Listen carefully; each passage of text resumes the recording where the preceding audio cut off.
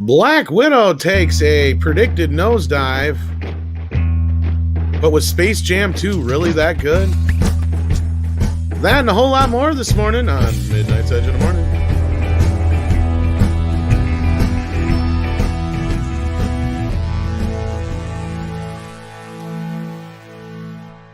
Good morning, campers. Rise and shine. It's time for Midnight's Edge of the Morning. It's Monday morning. Welcome.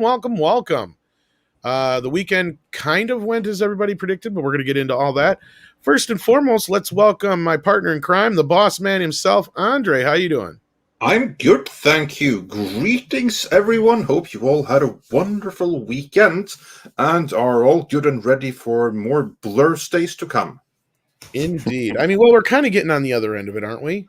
I mean, the box office is almost back to normal. Almost. Yeah, almost. Depending on how this movie was faring, I think that they would say now we're back or now we're not back, depending on exactly what kind of excuse was needed to cover for it. And I think we'll get into an excuse, but it's not going to be the one they're using. I think there is a reason why this movie didn't play out so well, and I don't think it has anything to do with the quality of the film so much as how they launched it, and I think we'll definitely get into that. But as we get into that, somebody who will have a lot to say about it is the one, the only Culture Casino. How you doing, brother? Oh, I'm doing fantastic. And yeah, no, this did go exactly as we expected it to go, Tom. We talked about it for a couple of weeks, and when we were going through it on Tuesday, we saw this coming. So I'm very excited to talk about it. Let's just put it in those terms. Absolutely. And as 6 points out here, our lovely wrench. Holy shit. More importantly, Culture's hair is here. It is. It's here. And that little laugh you hear, of course, is our one and only Mexican Ironman himself. Mike, how you doing, man? Very well. Southern Mexican Ironman now. Yes, I'd like to put it, newly minted Southern Gentleman and Mexican Ironman. I say, welcome to the show, son. Thanks, gentlemen. Thanks, Andre. That was perfect. How did you say that again? Southern, wait, what? Southern Gentleman. Yes, I like that. Yes. Thanks to Culture Casino created this here. I have my my transition from California to the South is now complete. Culture took it upon himself to put together the new avatar to previewing today on Midnight Said Southern Gentleman Mexican Man with his bucket of Southern chicken. If you send it to me, we'll have it premiere today for members as well. I say, son, that'll even almost synergize what we're talking about today. I say, if you get my drift. Mm-hmm. How's my foghorn leghorn? I love it. Good. Yeah, it's really good. Spot on. Now, son, that ain't a chicken hawk. All right. Good morning, kids. That's right. Space Jam launched into orbit this weekend. We'll get into that, and we'll also get into how badly Black Widow plummeted to Earth, as we will put it. But we got to say hello to people in the chat. We got some super chats. Yeah, we do, and we have another breaking story here as well. It's related to Black Widow, so just familiar. I'm going to put it in the private chat so that you can familiarize yourself a little bit with it while I go through the super chats, because our good friend, well, actually, we have had nothing to do with him, but Scott Mendelson over at Forbes is at it again, taking one for the Black Widow team. So, good times. It's going to be an interesting morning here as we get into the topics at hand, and I got my itchy trigger finger over top of Walton here, so let's get ready. Yes, let's get ready. But before we get ready with that, let's say hello. Let us say hello to everyone in the chat. We have loads of people here. We have Olaf van Hess here. We, of course, have Natasha, our trusted wrench. Thundercats. Oh, Tom, you have to do that. I can't do those things. Thundercats. Oh, how was that? I don't even know how I've never actually seen Thundercats. Thundercats. Fix that now. Thundercats is like He-Man with cats. Yeah, I know, and I do like my cats, but there are limits. So, and I think, and you honestly, you would probably compare Moth. What is his name? Whatever. Mothra. I know that with no. Is it Mumra? I think it Mumra. Yes, Mumra with what's his face from Conan? Yeah. Yeah, well, probably Tothamon or Thulsa Doom. Yeah, there's a lot of them that like you definitely dig it. Like the OG series looks great. It was animated by Rankin and Bass, if I remember right. Oh, really? Oh, nice. Yeah, it was really good quality, and the toys were decent too. Yeah, Yeah, the nice. toys were awesome. Yeah. Well, my childhood passed me by, and I never saw Thundercats then. It wasn't on any channel That's that I ever saw. So we didn't have it. I can't believe I almost called him Mothra. What the fuck, Tom? Wake up! Actually, I only got a couple hours sleep because Kitty. Yeah, even I caught that. That like with Mothra, that doesn't sound right. No, I was thinking wrong genre there. But let's say hello to some people in the chat. We got Sander Hammerslag with us. How you doing, buddy? We got Silver Nova hanging in there. Some of our members here. We're always glad to see you here. We got Broken Prophet. Oh yeah, Shatara. We have some Norwegians here in Seafood Null representing. We have Olaf here. Go ahead. Yeah, then we have Seafood Null representing Norway, or another represent, I should say. We have Duck Nation saying hello, guys. Quack. And Naked Fame says, hey, Andre, Culture, Mikey. Yes. Welcome. Yeah, and Tom, I'm sure you meant that as well. Like and Freedom Lounge is here. 3 out of 4 ain't bad, I believe. Yeah.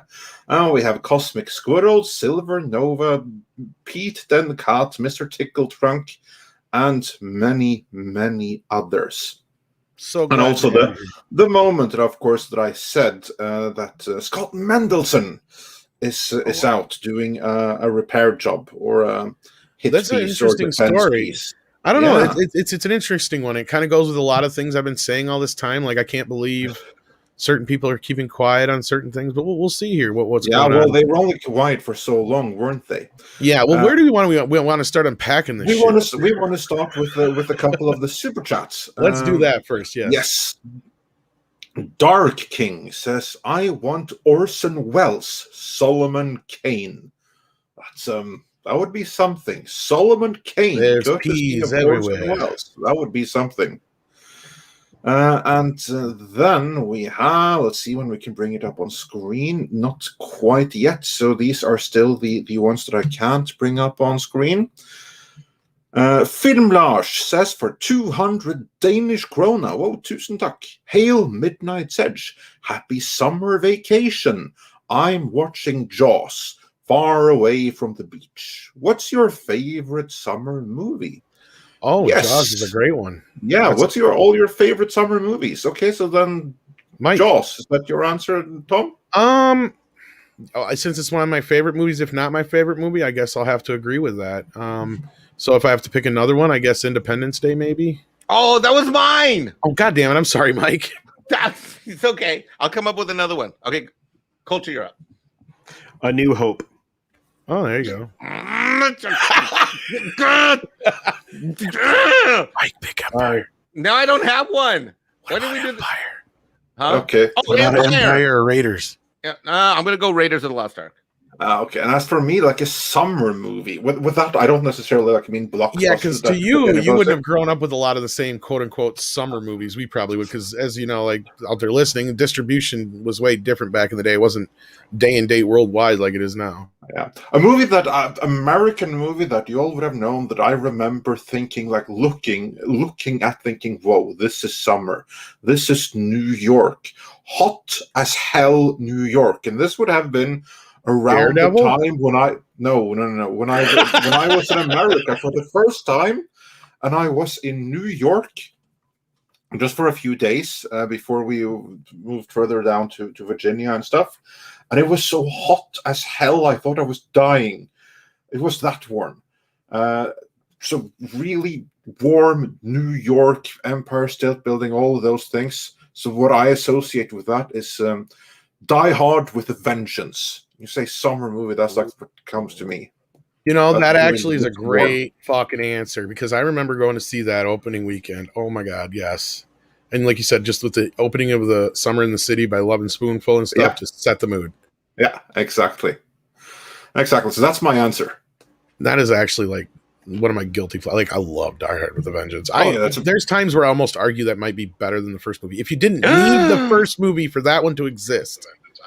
No. Yeah, so Die Hard gives you the perfect Christmas and winter movie as well as the perfect summer movie. Exactly. And then, I know a lot of people love Die Hard too. I was never a big fan of it. I like it, but it's like I've seen this movie already. It's called Die Hard. Like, even John McClane says in the movie, how can the same thing happen to the same guy on the same day twice? Yeah. And moving on from there, says, hi, gents. Hello, everyone. Well, hello to you. It was a pleasure being on stream with you with Robert Meyer Burnett here on Saturday. At least it was my Saturday. To everyone else, it was Friday on midnight. That was an amazing show.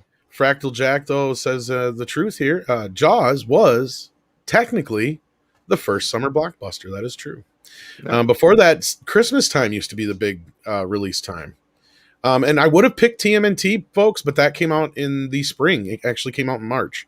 And Terminator 2 was another good choice, too. I remember the summer that came out. Other one I would think of probably would be Batman. Holy shit, did that, swallow the summer of 89. Holy 89. Cow. Yeah, in fact, that it punished another movie that you like, too. A lot of movies, actually.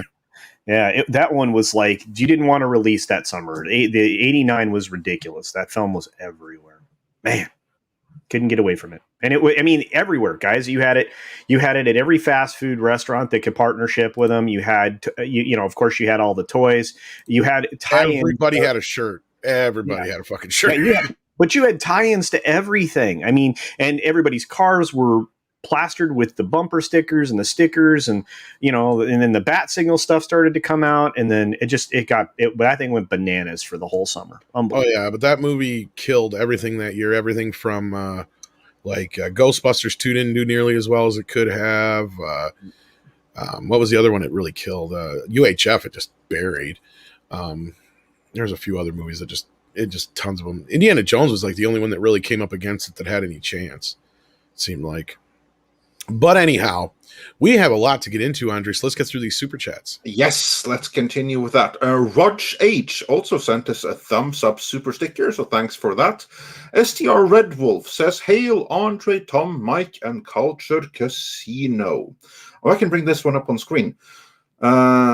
Let's hope this Monday will be kind to Tom's PC. So far, so good. Too late for that. Actually, actually, you're right. We did have an issue. Today's delay wasn't really because of that. It was other things happening instead, because everything happens all at once. But yeah. And then Gundam Warrior was about to say something. Beverly Hills Cop came out in December. Yeah.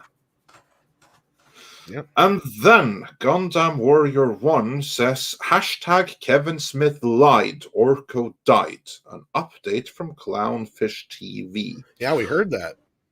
Yeah, exactly. That would explain why Orko appeared to have gotten a female makeover in some of those pictures we saw. That apparently wasn't Orko. Probably it was Riel.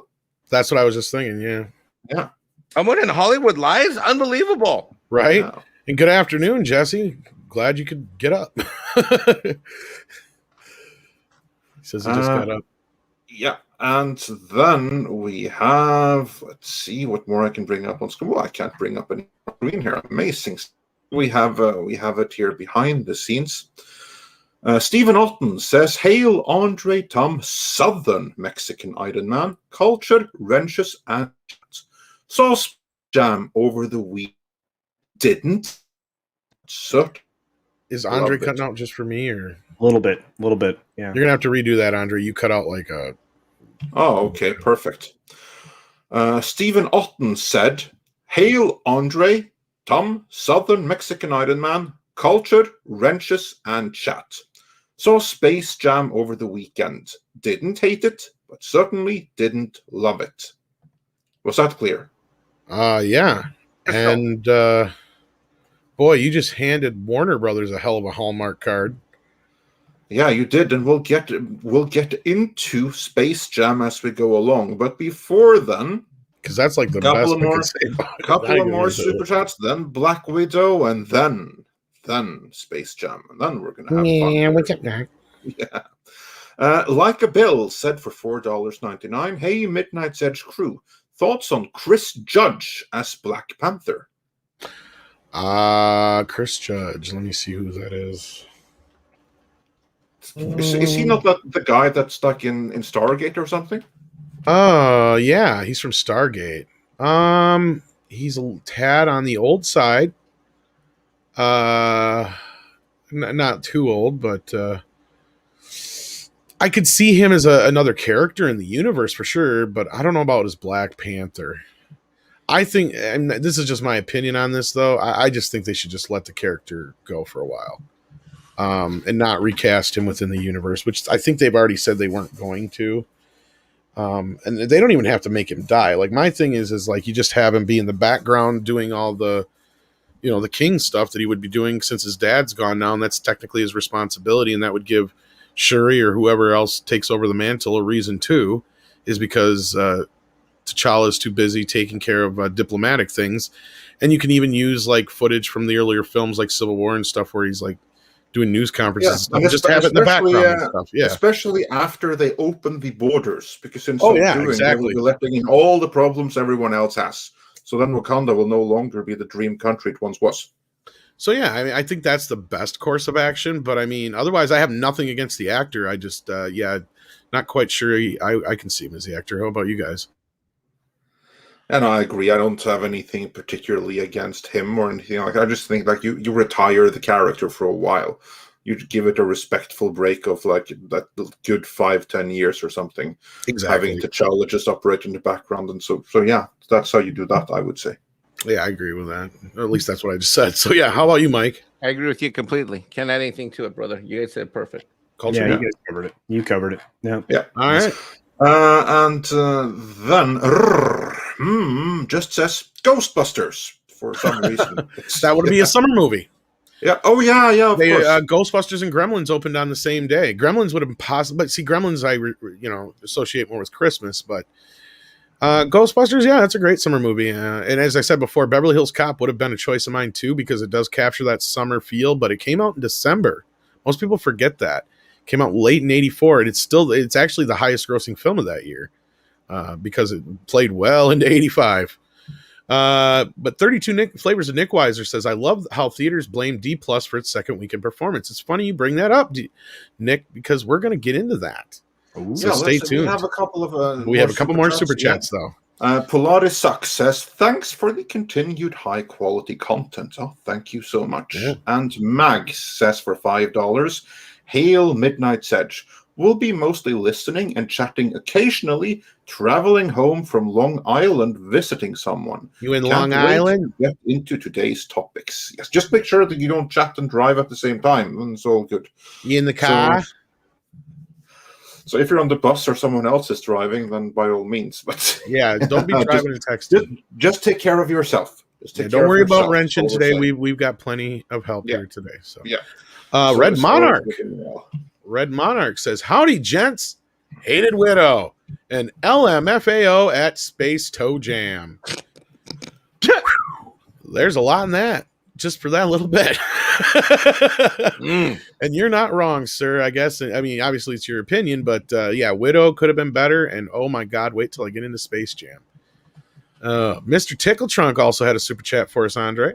Yes, and he says, for $5 Canadian, thank you so much. Recasting Black Panther was a must for money, but anyone else think recasting so soon is going to hurt them in the long run because of blowback? Yeah, I think so. I really think so. I think that I don't think you can do it.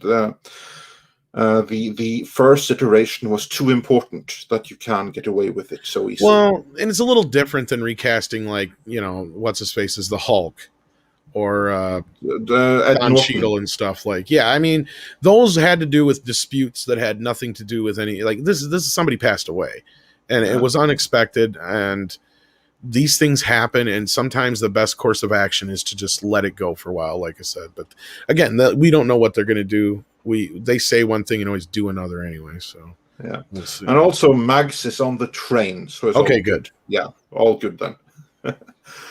With that, let us get into the main stories here. And Tom, you prepare the articles. We've got to. Let's start with this. Here. Why not this? Yes. If you guys remember last week, this says dated July 11th, which was last Oh, that was last Sunday. So last Monday, a week from today, we covered this, I believe. Yeah. Black Widow somehow just magically proves that Disney. That was when Southern Gentleman Mexican Ironman had his epic piece about how there was something fishy about these numbers. I say, he was smelling fish. Yes, he was. Yes, he does, and yes, he did. But yeah, so this title says a lot here. It says Black Widow proves beyond a shadow of a doubt. I say it proves that I'm just a Southern chicken. That Disney's theaters plus paid. You get into that voice, you can't get out. It's tough. Please get out. Please get out. I'm sorry. I'm trying here. It's like all of a sudden I keep going back into it. Streaming strategy works, says this analogist from Jeremy Fooster. We covered this along with several other channels covered this. And like Andre said, Mike and a lot of us are like, this is bullshit. One movie out of what, 4 movies they've done this to? No. And yes, it's a rooster. I'm sorry. Yes, I apologize. I'll say I apologize. Pardon me. So yeah, this whole thing with, is it really a success? Because granted, $60 million is nothing to sneeze at, especially when it's going right into Disney's pocket. Like, that is a big, nice chunk sum. In fact, one may even argue that I'm sure if that number is correct, they brought more home from the Disney Plus side of things than they did in the actual theatrical side of things, because they made $80 million in the box office, and chances are they only got about 60 to 70% of that, because I don't know how the theaters are working out with them now that they're doing this day and date. And that'll also feed into the story that Nick Weiser was talking about and a few other things we're going to get into. So yeah, this we called this out last week. We're like, this does not compute. You don't have enough evidence to back up your claim. We've only had 4 or 5 major movies that Disney has dropped on D Plus and in theaters, and as far as we can tell, none of them have been successful except for this. Yeah, right. Your 4 premiere access titles are Mulan, which was September 4 of 2020. Raya and the Last Dragon, which was March 5th of 2021. Cruella, which was May 28th of 2021, which will be available for free on Disney Plus on the 27th of August, by the way. And Black Widow on July 9th. Those are your 4.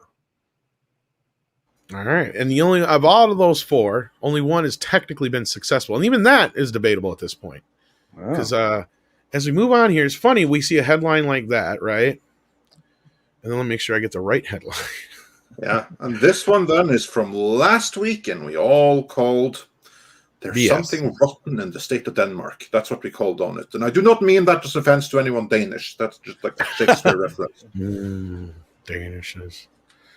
I'm talking about the donuts. Anyway, then all of a sudden this morning, I wake up to this headline. Black Widow. Theater owners blast Disney day and date strategy for undermining Marvel picks box office and future revenues. Gee, what the fuck does that sound like? Wait, Tom, you need the sound effect. Dun, dun, dun! Oh, actually, get ready for this one, folks.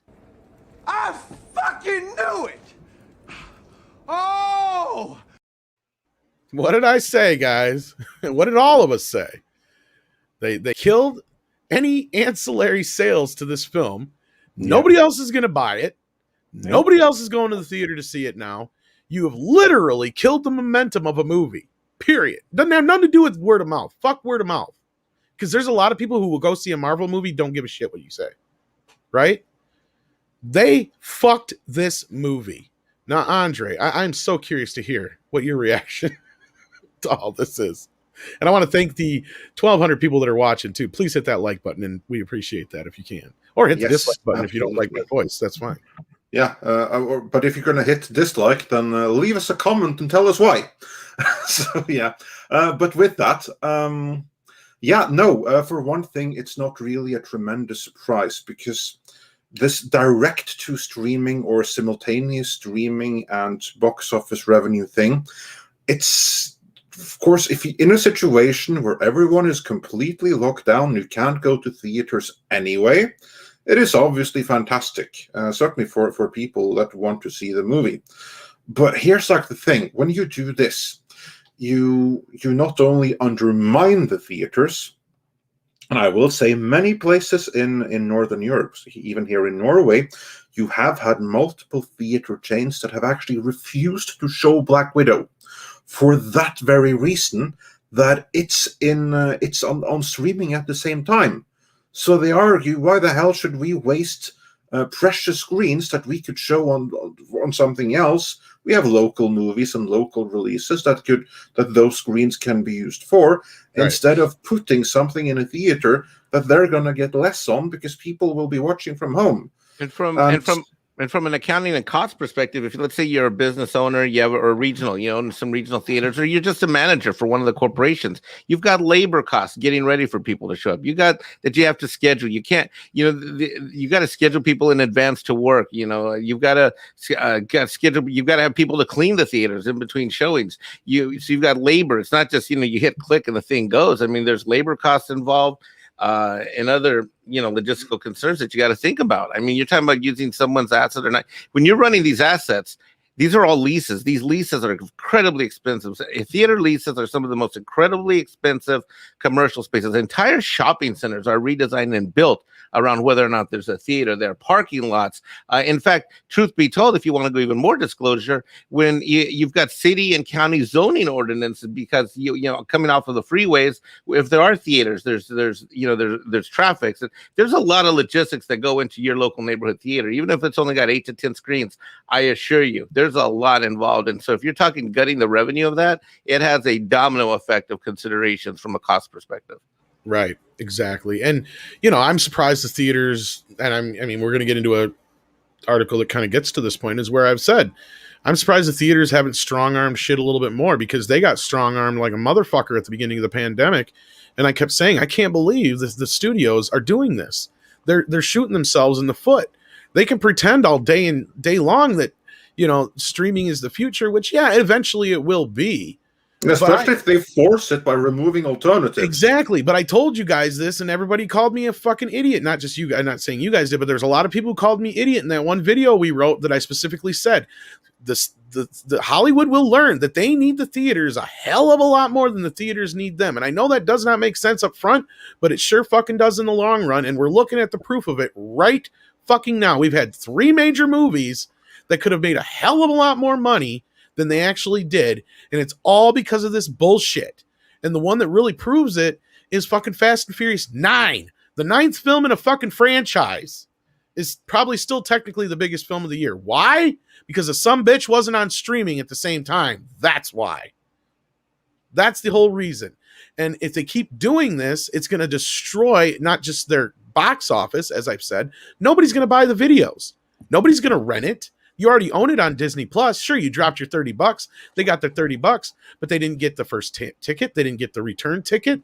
They didn't get you renting it the first time or what have you from a Redbox, whatever. Even if it's digital, they get more out of that. They didn't get any of that shit. Plus, you going out and buy the extra special Blu-ray. Exactly. That's also the thing. Unless you are a collector dedicated to buying every single MCU movie, you're not buying the DVD. You're not buying the Blu-ray. You're not buying the 4K. Why? Because whether you have Disney Plus or not, even if you go on to the high seas, there's a high-quality 4K rip out there that's higher quality than you can get in your regular Blu-ray player. Exactly. Not as good as your regular 4K Blu-ray player, but as better than your regular Blu-ray. I want to add another thing to the equation here, the discussion, and this is a question for the 3 of you guys. I'm very curious because I'm not an industry guy like you guys are. And for me, when I buy media, when I buy physical media, again, whether it's Tom forcing me and twisting my arm to buy the 4K version, you should. Inside joke. Or I'm just getting, or I'm getting, whatever version I get. I'm usually buying it because I had a great time in the theater and I want to have it and I want to own it. I have not bought one digital, anything that I've seen on screen digitally or whatnot. I've never even thought twice about buying a copy of it, regardless of how I saw it, whether I saw it for free as part of a subscription I already had, or you take the black. I mean, you take the Black Widow. I mean, it doesn't even occur. I don't even think. I guess I own it. I don't know if I'll ever watch it again. But even if I did, why would I ever buy the physical media again? And see, I think almost every piece of, or it's something. If I did see it on TV, it's rare, different, and unique. Say, for example, the animated series that I watched, those I do have hard copies of. I have copies of all the Looney Tunes. But when I think of like, all the movies that I own, they're all something that I had an interesting or great experience with in the theater. What do you guys react? How do you guys react to that? I just got to say this right. Forple Bunny's Revenge is saying, "I'm just waiting for D Plus to find a way to start to overcharge me for popcorn at home." Wow. Yeah. They'll find a way. They'll put like a camera on the TV or something. Oh, so you're watching through the Amazon movie while eating popcorn? Exactly. You got to buy everything through Amazon. So, you're watching that while watching a movie? That's going to be an upcharge. No, but anyway, what was your initial question? I'm so sorry, Mike. Well, no, I'm just asking you the relationship between buying physical media, which is a great revenue source, I would think, for Warner Brothers and other studios, Disney and whatnot. But, the media that I buy is usually me. Well, Chad, what do you think? It's the media that I've had a good experience with in the theaters. Overwhelmingly, that's the case for me. Here's the thing. Physical media, it's the studios that are doing it. It's not the consumers, because there is still a demand for it. Like, if there wasn't, there wouldn't be red boxes everywhere. There's a lot of places still in the U.S. that don't have high-speed internet, let alone, places out in the middle of God knows where, right?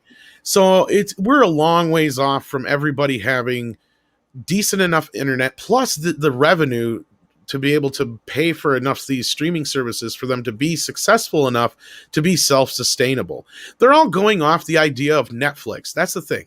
And Cultural know what I'm talking about, and you should, Mike, and Andre will definitely know what I'm talking about, because you're looking at they're looking at, oh yeah, Netflix was successful. It was this huge success. Problem was, Netflix didn't have any fucking competition. The only competition Netflix had was Amazon, and nobody paid attention to that. Because outside of the US, Hulu didn't exist. Sure, they had other versions and stuff like that. But that's the thing, is for the longest time, Netflix had a monopoly on this market. That's how they were able to afford what they were doing. But even the studios know that they were barely keeping up with their bills. And then when Netflix decided they're going to spend all this money on their own content, that was where things kind of changed. And that's where the studios are like, okay, let's try and do this our own way. And now they're realizing this shit ain't working. Why? Because, you can't expect 250 million people to sign up for your service, and Netflix and Amazon and Hulu and Disney Plus and HBO Max and so on. And CNN is starting their own one now. And again, every week a new one starts. Yeah, I was about to mention CNN is starting their thing. There's like 60 fucking streaming services, and I'm not even exaggerating. Yeah, there's probably an ancillary business reason for the CNN Plus, but we can talk about that another time. But yeah. No, I think they want to separate that a little bit more from the HBO Max side of things, because HBO does their own news reporting and stuff too. I think that might be part of it. And they're going to jettison CNN as a whole. So if you have I wouldn't be surprised. Yeah. If you have CNN plus a streaming service, it's a better package sale to somebody who's going to, take it off their hands. And boy, do they want to. But you're not wrong, Tom. And here's the thing, and this is something you and I have talked about. I think we've talked about here before. You are missing out on 4 separate revenue streams by doing this, and that's stupid. Because you have a captive audience in a theater. Could you detail each of the 4, please, sir? Oh, sure. I mean, well, obviously, you start out with the theatrical performance, right? That's your first ticket. Your second ticket could at that point be a digital sale, although I would say probably a physical sale would be better than a digital sale, and finally all of the subsequent sales of upscaling and all of the other types of there's cable, and then there's network television as well. Well, yeah, I mean, those revenues have gone down so far because fucking John Wick 3 was already on cable television, not HBO, but what was it, FX or whatever, 2 weeks ago. That movie's brand fucking new. Yeah. No, and actually you're right. But the TV's probably even more, the TV or the pay cable stuff is actually more important than even the repackaging. I don't know if it is anymore. That's what I'm saying, is it used to be the big lucrative deal was your network deal. Yeah. After you get through HBO, right? Well, but you called it all out just a second ago, saying that they are not these streaming services don't realize that, Netflix isn't there standing with a check to take their movie for 10 months, right? Exactly. Yeah. We want So it's, so they're selling it to themselves. I mean, Comcast just did a deal with Peacock to get it through Universal to move things over to Peacock. It was really weird. And they screwed themselves. Yeah. Yeah. So it's just like, okay, and then now, I mean, and again, this feeds into another video I was going to make this week. I mean, you have these entities so desperate for content that they're buying each other. So you have probably Universal, Comcast Universal on the cusp of buying Lionsgate, who just acquired Spyglass's film library and everything else, because they're like the next step. So I don't know. They are all going to hurt for content, and they don't have another person bolstering that because Netflix is, going a different way. At least that's my opinion anyway. So it is what it is. But I think I killed the conversation. Oh, absolutely not. Very, very valid and insightful points. Well, and that's the other thing, as you said, a lot of the times they're just buying it from themselves. That's the other problem, is the networks now own, the studios are owning the networks. So like, yeah, they're just changing money within the network. That ain't making money. It makes certain people at the top money, but it ain't making nobody at the bottom anything. It's just this weird kind of like, or vice versa, roundabout way kind of thing. And it's just not working out for them. I don't know what they're doing. They're killing themselves. It literally, like, I don't know why they would even go this route. They've made it too accessible. And like you said, Andre, the biggest thing that I think killed this weekend, the second weekend box office, is it's just everywhere. You chances are you can find it and watch it so easily. Mm-hmm. And I'm not, condoning the ways that people do, but even if you got a buddy who's got Disney Plus, and they spend the $30 and they let 10 of their friends watch it, that's a lot of money that Disney technically lost. Yeah. If you stop and think about it.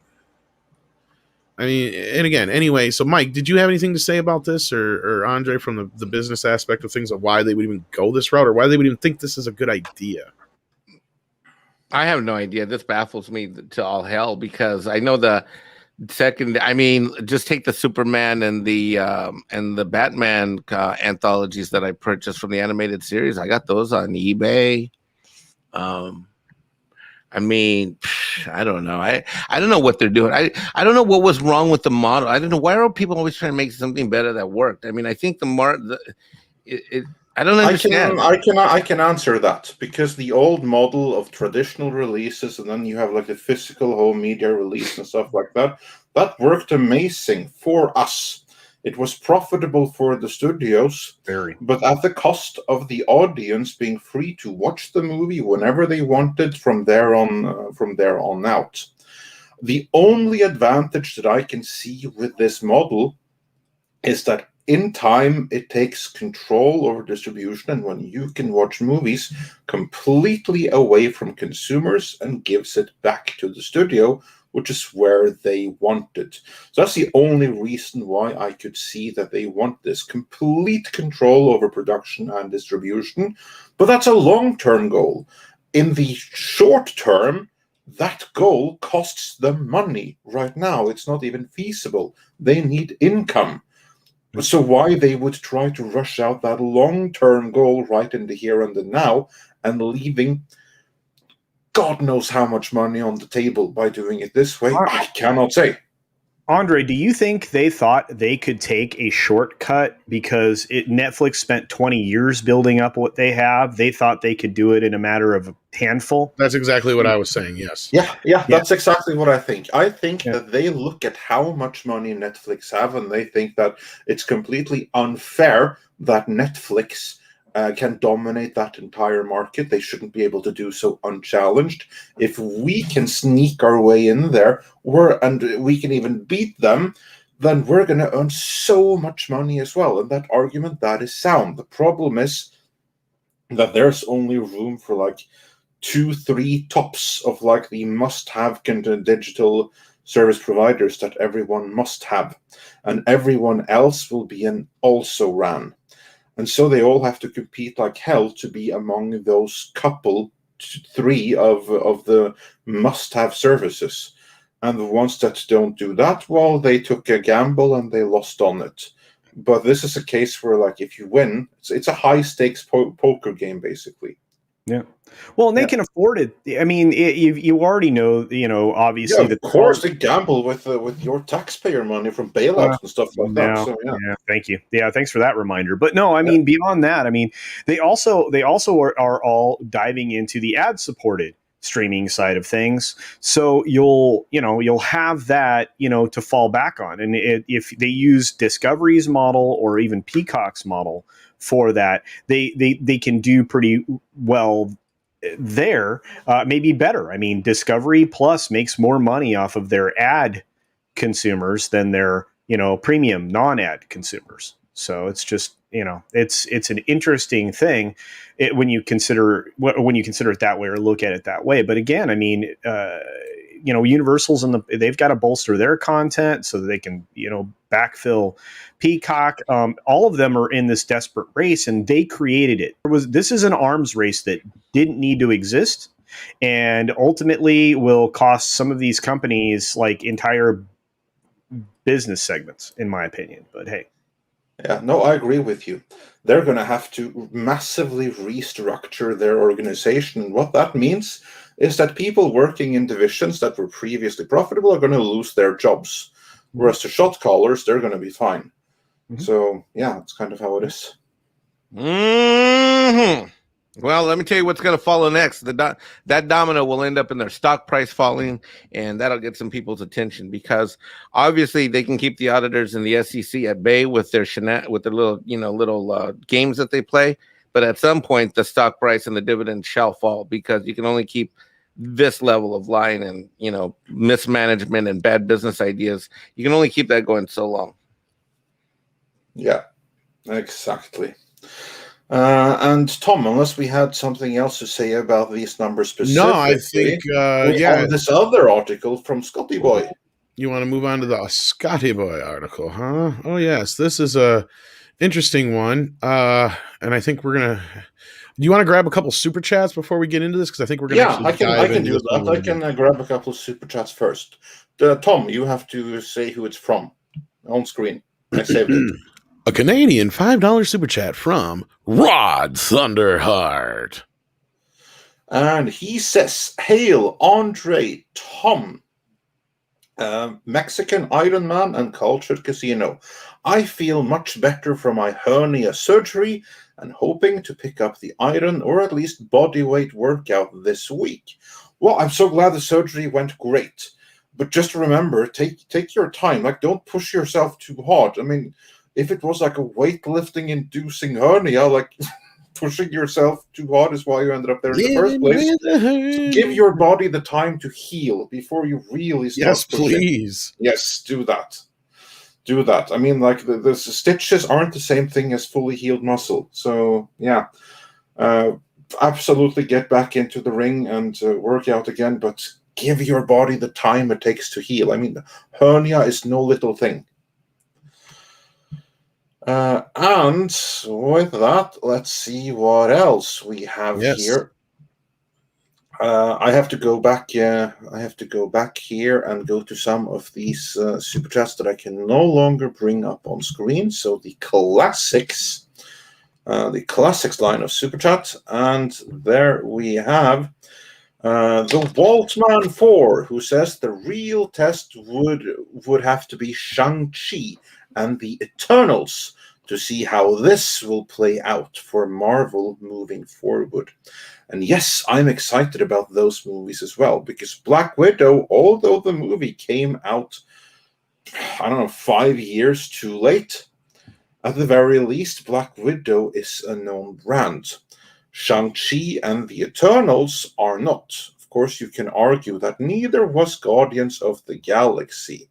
However, that had a winning trailer, and neither Shang-Chi nor the Eternals have that. Culture, how do you think that Eternals and Shang-Chi are going to fare at the box office? Poorly. poorly. They don't possess any touchstones with the audience as of yet. If reports are to believed, the toys for Shang-Chi are already in clearance. You have both of those films are not going to be released in China.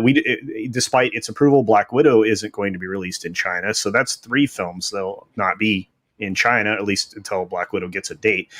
But for those 2 films, I think they'll be tepidly received at best, and I think they'll be again on the hook for films that may not break even, and lose money, and that's not good. I mean, you have a pretty decent cast with some fairly well-known people in Eternals, so I think it's going to do. I think both of those films are going to do rather poorly, and they'll. In fact, I'm going to put it. They'll do probably Black Widow numbers or less would be my guess. Yeah, I'm inclined to believe that as well. Mike, what do you think? I think it's going to. I think we're entering a spiral where they're going to continuously lose money and not hit that break even. I think it's very fascinating to me how no Disney Plus numbers came out the second week. Yes, that's a very good point. Very, very good point as well, because they obviously have the numbers. They know the numbers, and if those numbers had been great, you can rest assured they would have shared them like they claimed to have done last week. We got a number. Was it accurate? I don't know, but I guess it must have been in the ballpark. There must be some way that it can be found out, but I guess there must have been no way of being able to hide the numbers this time. No, because again, and this is a conversation I think Tom and I both had. You may have mentioned it while I was muted there for a moment, but everybody who wants to have seen this film at this point, at least as far as the digital consumption and stuff, they have it. They bought it. They're done. So I don't see the sales at the Premier Access level impacting business much more, at least during the life cycle of this film. But consider this thing, I think on October 8th or so, it goes up for free on Disney Plus. So if you're willing to wait till October, you don't have to pay for this thing. And then what did that earn you as Disney? It didn't, and it all comes down to cannibalizing things. And I think maybe Scotty gets to that here in this article. So yeah, and Yellow Flash pointed out that Shang-Chi had a good trailer, and yes, I agree. That moment when the Abomination and Wong showed up, that was a good moment. Beyond that, none of those trailers, honestly, did anything for me. But hey, individual mileage may vary. What I will say though is I'm pretty sure Marvel must be grateful that what they have next is Spider-Man and Doctor Strange to make everything okay again, because those are movies I think more people will be excited about. Whereas Eternals and Shang-Chi, I don't know how much. And then a super chat we can bring up on screen. STR Red Wolf says, what would be the chance these also rants are going to merge into a Netflix/Amazon/Hulu-like streaming entity? Mike, what say you? Do you think all losers are going to band up together and make a new service all of their own? I absolutely do. It's going to be, and we're going to end up with what I feel as a guy who has a bunch of different streaming services, and I've got I still have my full-blown cable package with every channel on planet Earth, and I like stuff on AMC, and I like stuff over here, and I like stuff over there. We're going to end up with a digital cable box. It's going to be the same thing all over again. It has to be. It has to be. It's just a big reorganization. These guys are going to, they're, like Culture says, they're bastardizing each other's content. They're bastardizing each other's services. And it's all going to end up being one again. And then they're going to have to compete. And then the price is going to be something, whatever. And then it's just like, I feel like I'm watching my cable box over the last year and a half. I feel like I've watched my cable box just reorganize itself into a digital parallel freaking universe. I'm in some kind of Star Trek episode, with hardline here and virtual there. And streaming, I mean, you know what I mean? I'm like, well, that's exactly what we predicted. Almost 3 years back now with Bill Hunt. when we were talking to him, and that was basically, I think it's more than that, honestly. But yeah, you were going to get to a point where that's all it's going to be. Is you're like all these streaming services. There's going to be so many, and cable is going to be worthless. So you're going to be spending just as much though on these streaming services as you're on cable. And a lot of people are going to be saying the same thing as you, Mike, and that is, what did I really do here? I'm not saving any money. In fact, you're probably spending more. Yeah. Especially if you add in your internet coverage. Yeah. Only thing that you're going to stop watching regular cable and stuff like that and just watch things on streaming when you want it. So everything will be on demand, as opposed to this is when it's broadcast and you have to watch it live. Well, I see something of that, or a hybrid of that, kind of a combination of what Mike's saying and some others, because you have to remember Hulu was a couple of different entities coming together to provide content. Now they did purchase outside content, but then they started to do their own stuff, and then Disney took more and more control over Hulu gradually. But I do see I see a bunch of the also rans coming together as kind of a Hulu and sharing revenue. I see them, combining forces to release their products, under, some negotiated deal, some contractual deal that, you provide X number of films this year, you provide X number of films this year, you do X number of shows, and so on and so forth. And I think that's another possibility that could happen that would make sense for the quote unquote also rans. So, but you're going to have 3 or 4. I think Tom and I have said that, and I think Andre probably has many, many times. You're going to have a handful that everybody's going to want to have, and that's going to be it. That's going to be it. Yeah, exactly. There's like room for just a couple of contenders there at the very, very top. However, I do not think that the also rants are going to merge and create a new one all of their own, because that would just be fighting a new battle that they already lost, all the losers joining up. No, what's going to happen is that they're all going to split up and they're all going to try to enter deals with the winners. They're all going to make deals with Amazon, Netflix, ideally try to be acquired by them. If they can't do that, enter a production deal, something like that. Yeah, but you're seeing that even with the winners right now. They're entering, 10-month agreements with some of these companies that are, have their own streaming services already. So yeah, I could see that happening as well. MEitM makes an interesting observation. I don't know if you guys want to pick it up about commercials. Do you see that comment in the stream? Let's see. I'm going to lose a few super. I'll just read it. I'll just read it. It says, it's so frustrating what they're doing with this reorganization. I have too many subscriptions. I fear they will start to put commercials in some of those subscriptions. Well, they already kind of are. There. Yeah. Okay. Yeah. You found it. Yeah, exactly. Oh, and wait, real quickly to add to that, consider this. There's already now digital technology that can lay in advertisements in existing things. And you're going to start seeing that in your consumed media. Yeah, we talked about that. Yeah, that's coming. I mean, it's already, they can do it now. So that flower shop could turn into an FTD shop, that used to be, in The Godfather, right? So it's gonna, maybe it has an FTD logo. You're gonna see, Coca-Cola where once it was Joe's Soda Shop, right? You're gonna start seeing that. They're gonna try to make it tasteful and fit with the period of whatever they're creating, but be prepared for that. And you're also be prepared for that more intrusively in video games, guys. I'm sorry, that's happening. Well, it already was in video games. No, but I mean more in a more dominant way. Oh, it's coming.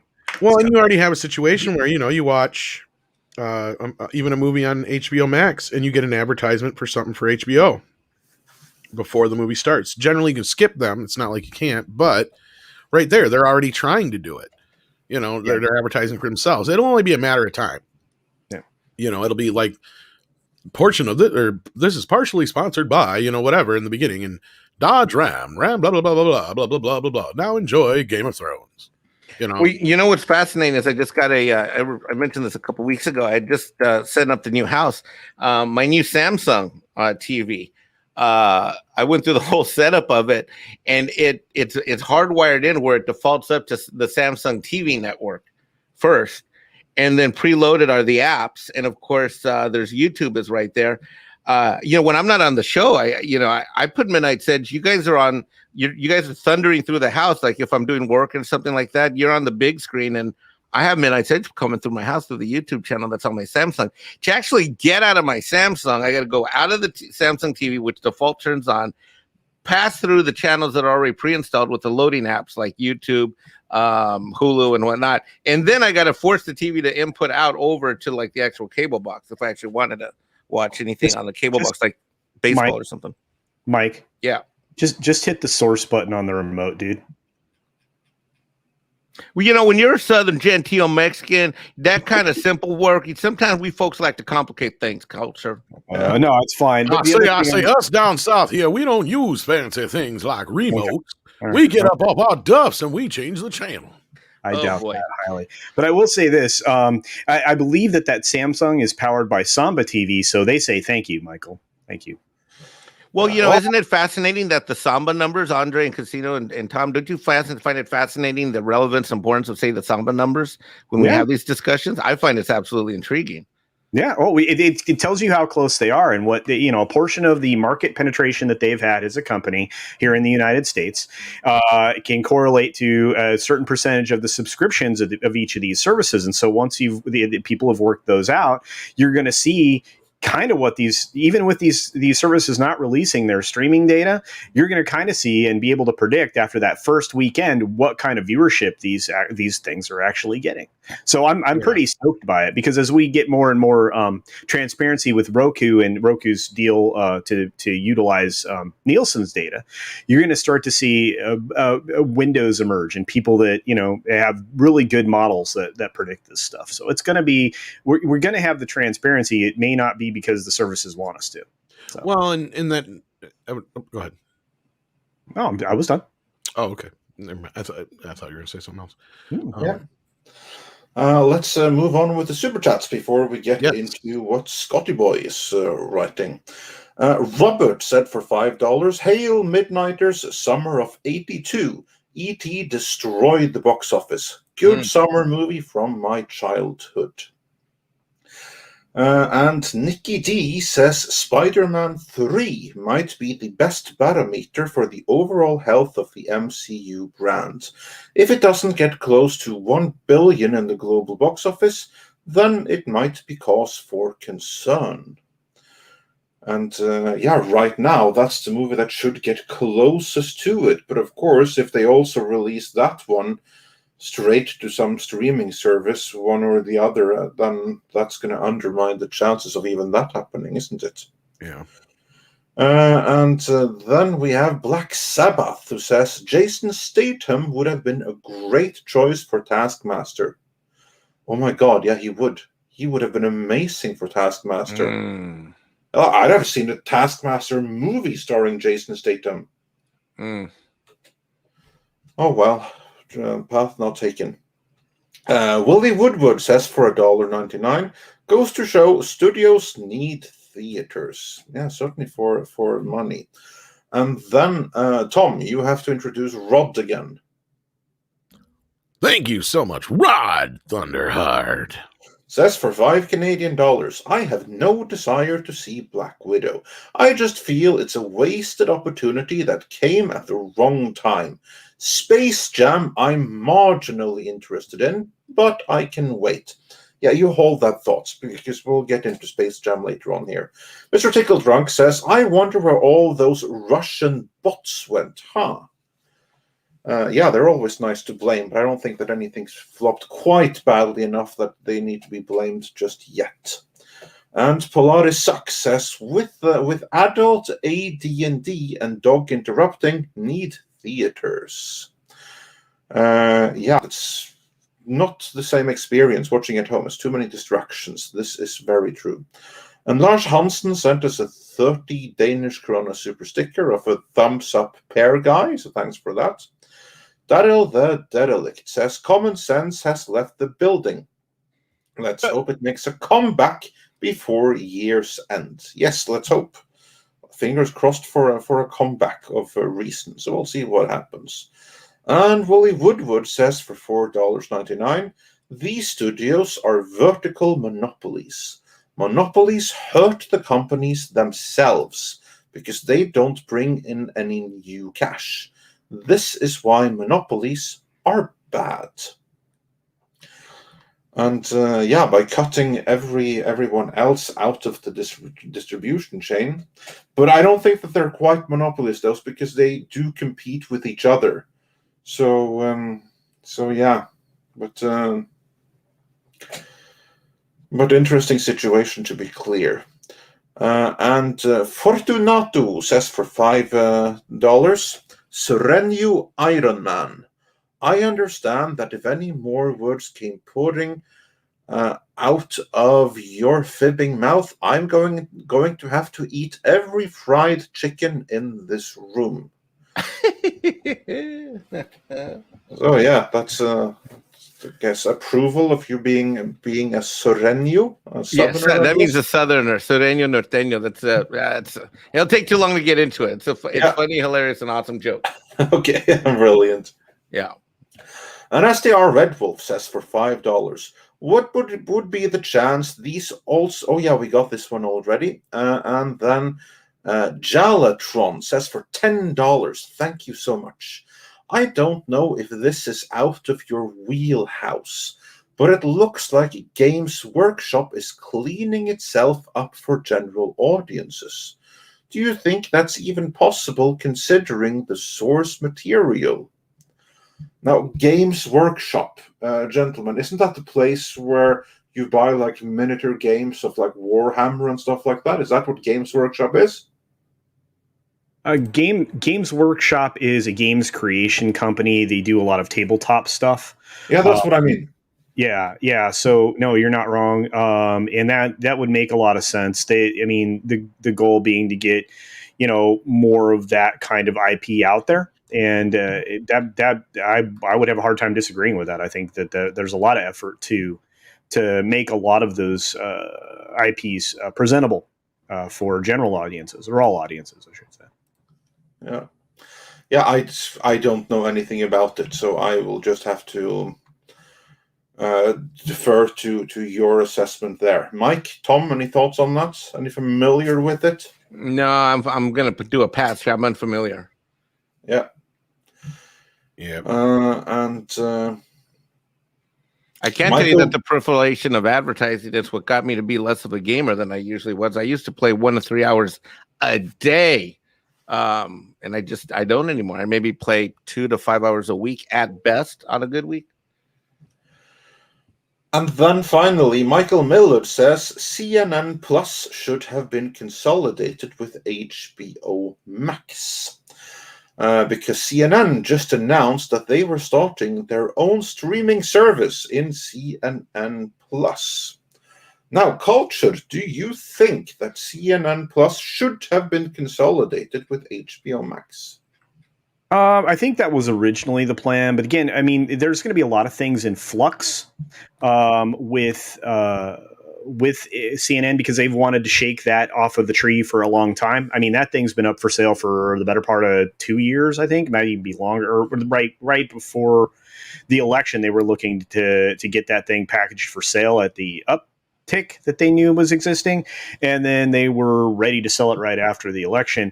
It started to get a little bit more desperate, but with the merger between Warner Media and Discovery, I anticipate with the new entity that they will want to shuck it off. Again, with CNN intact as a terrestrial as well as or linear, I should say, with a streaming service. Like I said earlier, I think that's ultimately what they would like to do. I first of all, it doesn't serve HBO's brand of content or content delivery to include CNN, and you're starting to see some of these streaming services question whether or not they are going to roll in even sports services into their streaming platforms. I think eventually that'll be more likely to happen rather than the news to roll in. But have you seen the ratings for CNN over the last 6 months? Yeah, I mean, you want to talk about a deep dive of numbers a la Black Widow. Yeah. They are. I mean, you're talking some Black Widow drop. You're talking some Batwoman type of drop off. I mean, they are absolutely going into the cellar, and the only way that I'll be interested, because here you have AT&T, who Look, this move that they made, I think, was intelligent from a business perspective and smart. There is not, when you look at what's going to happen with CNN, wherever it goes, it's going to be a plague of infestation. I'm not going to get into the politics on this channel, but I'm just telling you from a ratings and an entertainment perspective, there's nothing there. And wherever it gets parked isn't going to be good for whatever car it parks next to. Do you think this might be something that was advised by what's his face, Laszlo? Zaslav, absolutely. Zaslav. Yeah, I absolutely. completely agree with that. Yeah. because like I said, they've been wanting to ditch him for a while, and Mike's right. I mean, it's terrestrial. I keep saying that. Linear news has cable news has been tanking since after the election. I mean, across the board. But CNN, and a couple others far worse than others. So yeah, I think it would be time to get rid of that. So, Yeah. All right. And also, I agree completely with Mike said about like if you consolidate with HBO Max, quite a few viewers are going to distance themselves from HBO Max as a result. Look, I got because HBO it Max, comes with, Andre. I'm sorry. Because like it comes with a certain flavor, which either you like or you don't. And and regardless, it's a kind of flavor that ideally entertainment companies should stay far away from, not be integrated with. I mean, two comments. Why wouldn't CNN try to ledge itself with entertainment? Since basically all it is made up entertainment. But that's a story for another day. But boom, bam. But my other comment is this: as someone, I subscribe to HBO Max specifically for guess what movie, Tom? Guess what movie? The Snyder Cut, wasn't it? Why, indeed it was, sir. In fact, I subscribed, and then I hosted the Echo Base Network private view party with my ID and the whole 9 yards, and I still have it. I think it's a pain in the butt to navigate around. We've discussed that exhaustively. But I can tell you this. If I start seeing CNN anywhere near the HBO Max, I'm going to kill my subscription, and my level of interest and enthusiasm goes down like exponentially, a la Black Widow numbers falling at the box rock. Yeah, and speaking of HBO Max, now that we have a little of perspective on it, they totally fucked in the heights because Space Jam 2 is all over that motherfucker. Like you can't tell. Like they had that movie got so buried on HBO Max, it ain't even funny. But anyway, so let's get into this article. Unless we had another super chat or two to get into, Andre. We have, but let's deal with them afterwards. Let's get into the article. Sure, let's do that. All right, so we got one from Scotty. Scotty, how you doing, buddy? It's been a little while. But I'm going to read this article here. We'll break it down. NATO's premature attack on Black Widow might backfire, according to Scott Mendelson. NATO released a 12-paragraph statement yesterday decrying Walt Disney's choice to release Marvel's Black Widow both in theaters and via Disney Plus's Premier Access platform. Unusually pointed and uncommonly specific, the National Association of Theater Owners declared that Black Widow lower end of expectations debut 80 million and 67% second weekend plunge, a record for an MCU flick, which I also predicted, was proof of the supremacy of theatrical windows. One moment. Sorry, I had to cough. Conversely, F9 will today pass A Quiet Place Part 2 as the year's biggest domestic grosser, which I pointed out earlier in the show. Both sequels are over 155 million domestic with good to great legs. This despite the Paramount flick despite the Paramount flick became available. That does not make sense. Becoming available, right? On Paramount Plus for free and via EST for $20 46 days after opening day, and Universal Tentpole may arrive on PVOD as early as next week. Look, I'm obviously on record in preferring theatrical windows and preferring the theatrical experience. I will argue that day and date releases, like we've seen for Premier Access, $30+ to lease for Disney and subscribers. Notice he said the term lease. I like that. And HBO Max free for top tier subscribers. Yeah, that's my other question. Okay, let's say I canceled my Disney Plus, but I bought Black Widow. Do I still have access to Black Widow, or do I have to still pay for my Disney Plus? I think you would lose access, wouldn't you? Yeah, Yeah, fuck them. you lose access. You have to maintain both.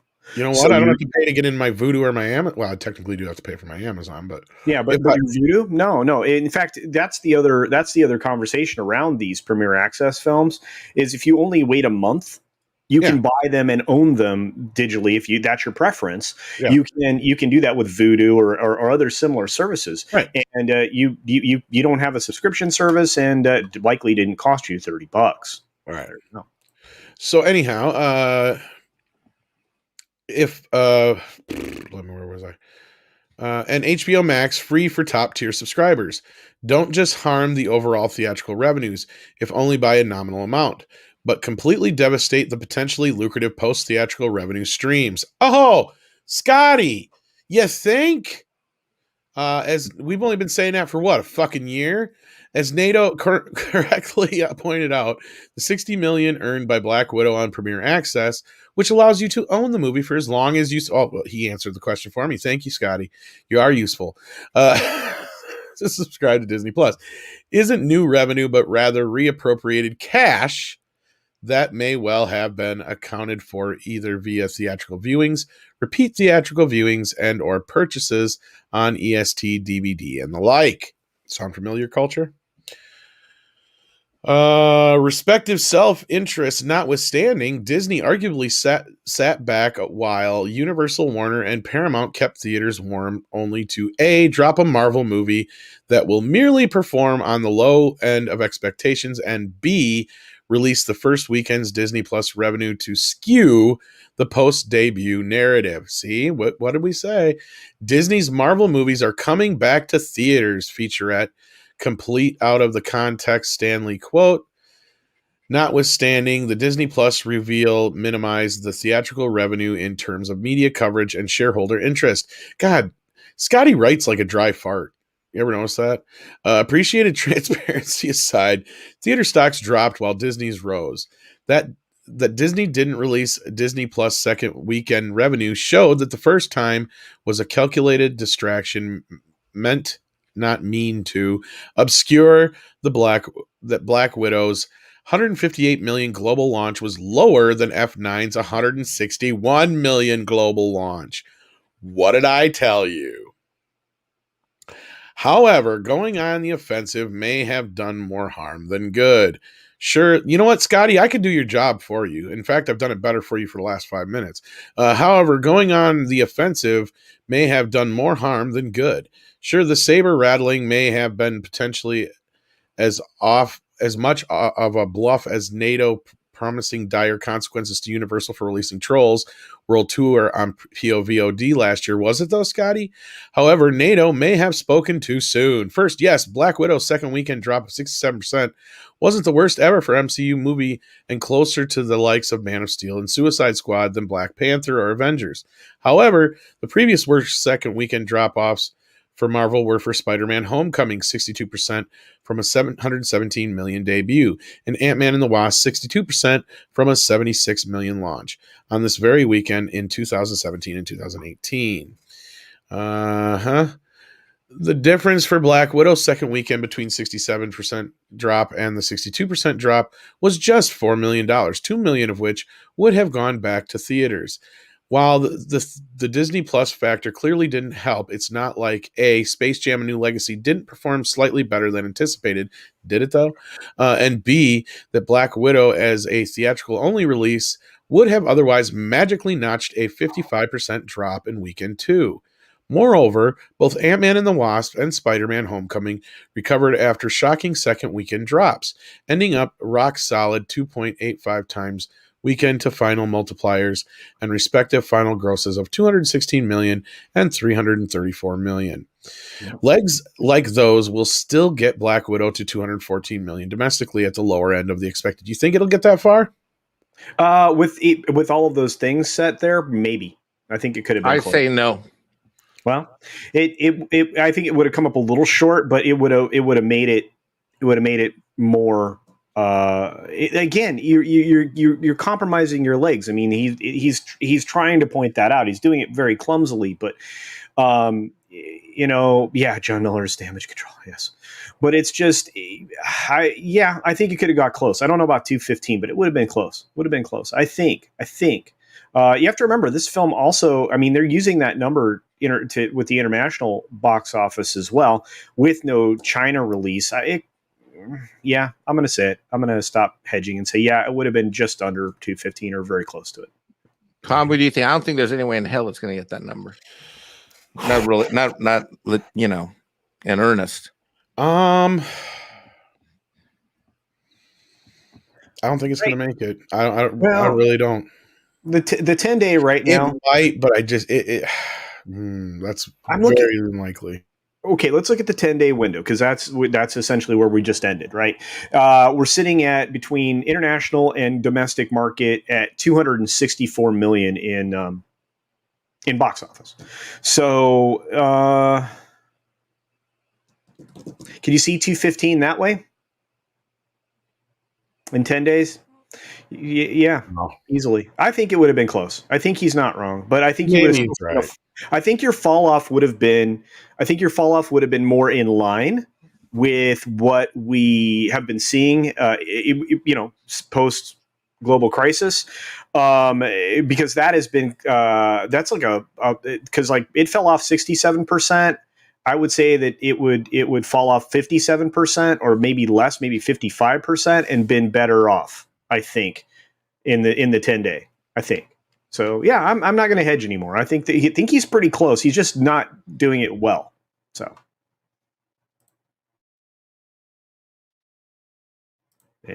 conversation. Yeah. So let me get back into this story.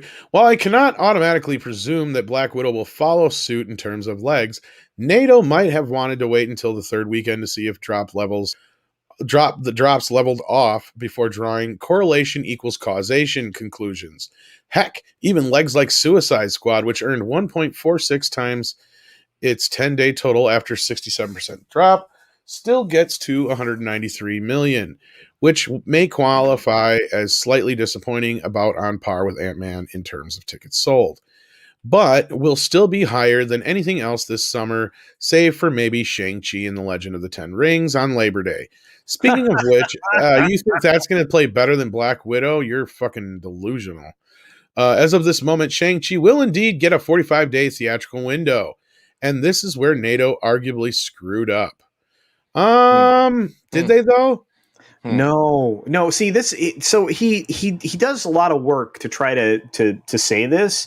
I can't possibly agree with him, having read this article 1.5 times through at this point. The theaters needed to do this sooner. I'm sorry. They needed to take a stand. I mean, and the fact that, there was some amount of caving because of the Trolls World Tour thing really screwed stuff up. I mean, if I were the theaters, I would have said, you know what? If you aren't going to, abide by the previous theatrical build out, then release it digitally. And I guarantee you they would have come back, but they had to stand strong and they didn't. Maybe this is their, maybe they're grabbing their boots and hiking them up higher for the next. But Culture, how much of a fight are they going to put up when you look at from March 13th last year till arguably still even right now? They're either locked down, trying to unlock down, and trying to reopen, and closing locations and buying other locations. I mean, they're what they were releasing previously screened films and doing wonderfully well with them, and the box office take on those is far less than what the studios are going to ask for out the gate. The majority of the money, and this is one of those things. The majority of the money in a film comes that first weekend, and maybe the balance of the first week. That's it. That's where you should be. That's where the majority of the actual audience is that the opening weekend. Maybe the opening 10 days could be an argument, but the greatest share of the revenue, as you know, is shared at that point in time, in an unfair way. It does not service the theater owners. It services the studios. They take a giant cut. So you're killing the time that they're going to earn money. And you're taking a giant chunk up front. So isn't it better to screen films from 15, 20 years ago, on anniversary dates and stuff like that, and take a giant chunk of the box office because you're, paying, essentially a leasing fee for the film for, just for showing it? I think they did pretty well. And I think Tom had some numbers. I don't have them, but I think Tom had some numbers to back some of that up with some of the re-releases of stuff doing quite well. So. But, yeah, because last year 2 of the biggest films were Halloween and Empire Strikes Back, and I don't mean the 2018 Halloween either. So yeah, I mean, there's a lot to basically what you just said is a lot of things we've been saying over the last year. But let me get on with this article here because we're almost done. Or actually, this is more of an editorial. One can optimistically argue that Warner Brothers and Disney see the whole day-and-date release strategy as a temporary fix for a temporary situation, come what may. And I think that's where the theaters were playing along too for a while. But now that shit's changed, they're like, fuck that noise. We're still in a global pandemic where A, lots of markets aren't as heavily vaccinated as America, B, lots of Americans aren't vaccinated either, and C, far fewer kids are vaccinated compared to adults. I have argued by coincidence or design that AT&T's seemingly craven release our 2021 schedule or slate in theaters and on HBO Max plan was exactly the cushion justification required to release a slew of big and small films into theaters as scheduled, even during deeply uncertain times. Ditto Disney. I can't believe he's taking HBO's side in this. Wow. Ditto Disney releasing 100 to 200 million tent poles like Cruella, Jungle Cruise, and Black Widow among the current circumstances. Yeah, they're so noble. You can argue The Conjuring and The Devil Made Me Do It, Space Jam: A New Legacy, and Godzilla vs. Kong might have grossed more theatrically without HBO Max, even though you just said... Anyway, might have grossed more. However, would those films have been released this year? Oh, here he goes. That's where it's the but. However, would those films have been released this year if they were entirely dependent on theatrical revenue? Disney is currently pledging to go theaters only with Shang-Chi, Free Guy, and the rest of their 2021 slate. Gee, I wonder why they would do that, especially after they're trying to say, Black Widow was a success. Encanto, Internals, West Side Story, etc. Oh, that's another thing. Disney and the West Side Story. That's who's releasing it. Oh, it's a Fox picture, probably. Yep. Okay. Yeah, Fox Studios. Pledging a 45-day window at least for the tent poles in 2022 and beyond. Studios may see this as a desperate measures in desperate times gambit. However, NATO prematurely going off the offensive threatens to make Disney and Warner Brothers' already planned recommitment to theatrical exclusivity retroactively look like capitulation. Okay. This could just be NATO blowing smoke as it suits them. Well, true, but they're in the right here. But anyway, I'm not going to get into that right now.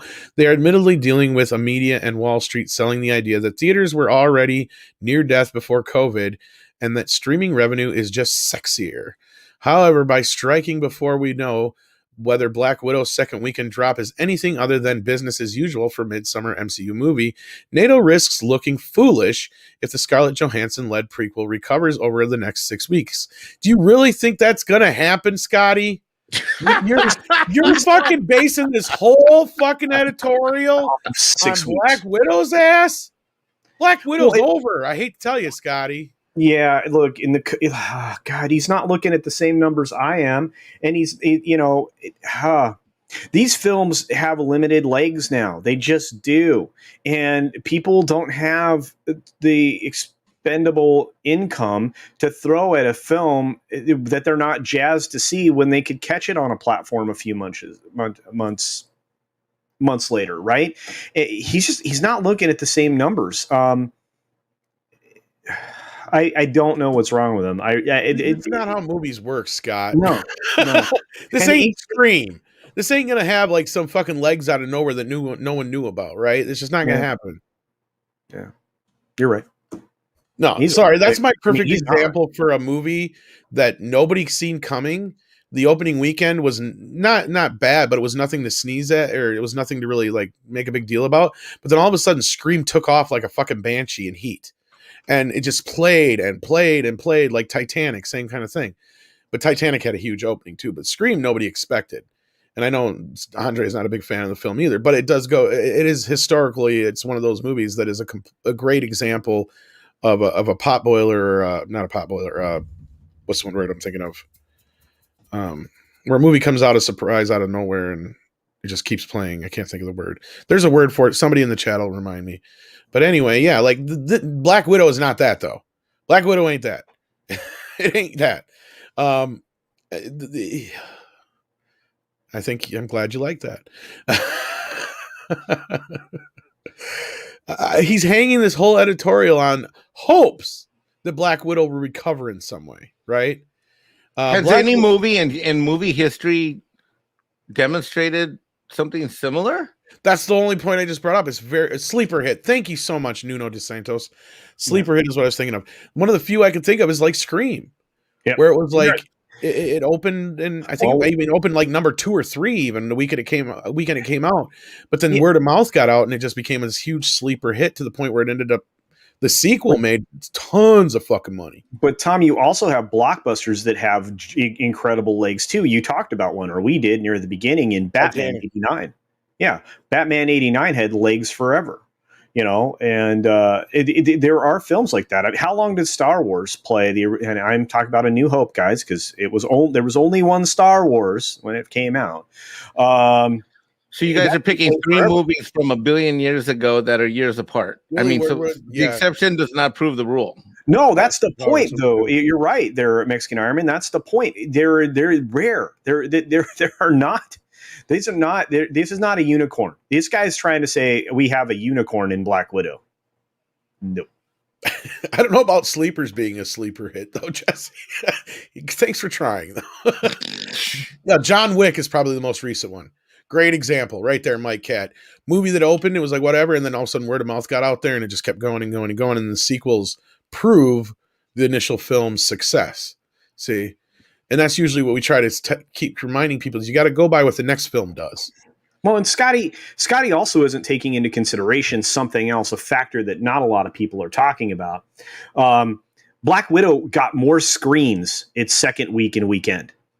It jumped up for Friday, Saturday, and Sunday that just ended. It jumped up 115 more screens domestically. And so it got more screens, but played worse. Yeah. Well, that doesn't count. That's a different number altogether. Yeah, The Matrix is another good example. Thank you, Shum. Yeah, exactly. Yeah, and like I said, I would call those unicorns, right? I just use the word. It's you don't know. You might get a unicorn, and if you do, the thing is going to run forever. But if it's not, it's going to be this film. I mean, he's like making an argument for a film that lost the second weekend, like lowest point to Ant-Man and Wasp. And this film, Black Widow, finishes below second weekend as far as the fall off week to week, below Ant-Man and Wasp. And it shouldn't have. Yeah, it was the worst, which was the worst performing film that they had. So and that's not speaking to the quality, but yeah, you're right. Like culture, that's like the low end of the totem pole. So like you got Black Widow though. She's no Ant-Man, right? Like people know her. She's Scarlett Johansson. She's been in 10 fucking movies now. Yeah, she's cachet, man. She is box office gold. Boom, boom, boom, boom, boom, boom, boom. Right? And they only have themselves to blame. And again, I mean, and these are apologies. Again, these are apologists and apologies for mediocre products, right? And it was mediocre not because of the people involved. It was mediocre because the story was mediocre, because when it was being presented, this was mediocre. This was lukewarm. It wasn't anything to get excited about because we already knew the end of the character, right? And we needed this film, and I'm going to keep saying it, and I think Gary said it in his recent video. We needed this movie 6 or 7 years ago, maybe 8 years ago, right? And we didn't get it. And these are the fruits that you bear because of that. This is the row you sowed. So there you are. All right. And just to finish up this article or editorial, because we're almost done. Black Widow opened at 80 million domestically. Did I read this one or no? No. The Black Widow opened with an 80 million domestic, even while it was available. It was available to lease for $30. Shows the necessity of theater revenue for tentpoles. Oh, you think, Scotty? 60 million is still just 2 million households, or less than 2% of the 110 million global subscribers that choosing to fork over that extra money. And that includes untold millions of dollars lost due to Army matey piracy, and folks paying $30 instead of multiple times for different prices via theaters, EST, PVOD, and or Blu-ray down the line. As we just said, boy, didn't we just write this article for Scotty like 2 years ago? Like what, 3 weeks ago? Because we started to see them laying this. He's listening. The little fucker's listening. Yeah, we started laying this groundwork 3 weeks ago, and we started seeing these piracy arguments for Black Widow, and then that got ramped to a fever pitch because even if it did get released in China, they wouldn't go to it because they would already have it available because it's already been pirated in 4K, and that argument's never held a bit of water. But we saw this coming, and Tom and I we could have banged our heads together and punched this out way before this. I just feel like, and this is the problem with the way stories are being told now, and I don't want to put it that way, with the way journalism is presented now, or analysis is being presented now, because there's just enough truth in there that that tries to make everything else seem like it's true, and it's not. And I don't know. This is one of those things. He hits on enough things that are true. But he grasps the wrong conclusions, or he draws the wrong conclusions. I don't know. Pick your verbiage, but man, he's frustrating sometimes. Oh yeah.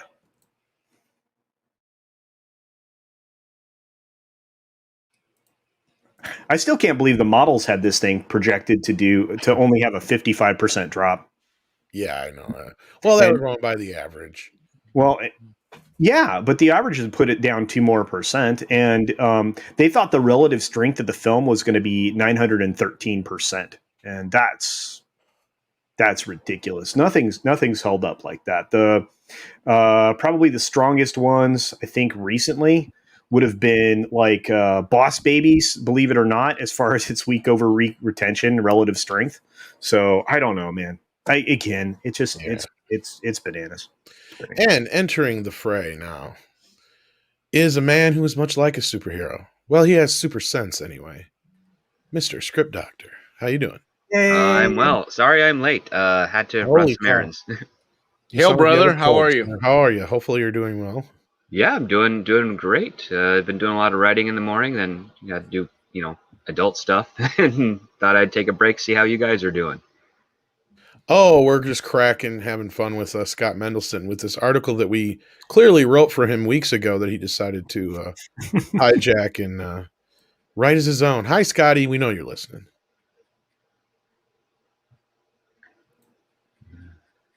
I don't know if you saw this yet, but yeah, he's basically come to the conclusion that maybe, just maybe, theaters and the studios, they need each other. Or at least, in the very least, the studios need the theaters to exhibit their movies, right? So yeah, he's kind of come to that conclusion. But there's a big if with that, though. That is if Black Widow has the longest legs of any movie in history, and defies all statistics that have been booked in recent history. Yeah. And I'll tell you, Scarlett Johansson has some nice long legs. I tell you, but I don't think they're that long. She's 5'2". They're not that long. Yeah, shush, I don't care. Just shush. It just went with the saying, okay? But no, I've seen a couple of low reports where they're doing everything they can to try and project its drop to be no less than what Captain Marvel's was, which I think was like 55% or something of that nature. Yeah, actually, just covered that. I just said, yep. yeah, and it fell 2% beyond what is the average right now. In fact, it fell down an additional 12% from their expectations to 67%. So, yeah. Okay, then Thanos, thank you for helping me correct this. Then, ScarJo may have some nice legs, but I don't think she has long legs, which is exactly what Black Widow needs right about now. Oh, I'm a better writer than Scotty. Eat that. Ba-boom ching. I say I'll even do it in foghorn. Oh, so Andre is not back yet, I don't think. But yeah, basically this is like a lot of Scotty. Well, I mean, at least it's a more honest drop-off projection because Captain Marvel, there's lots of weird numbers on that one. So that one probably, who knows? I mean, like, there's always the rumors and the speculation that the box office numbers are kind of cooked for that one, and that's during a normal season of theater going. So now that we don't have the normal season and Black Widow has this, I would still say, given the context and situation, I mean, not great, but better. Right. And, yeah. Oh, crap. So yeah, I think that this is pretty much done for. I think we've made our point on it all. Unless Mike, you had anything more to add to it? Nope, you guys already nailed it.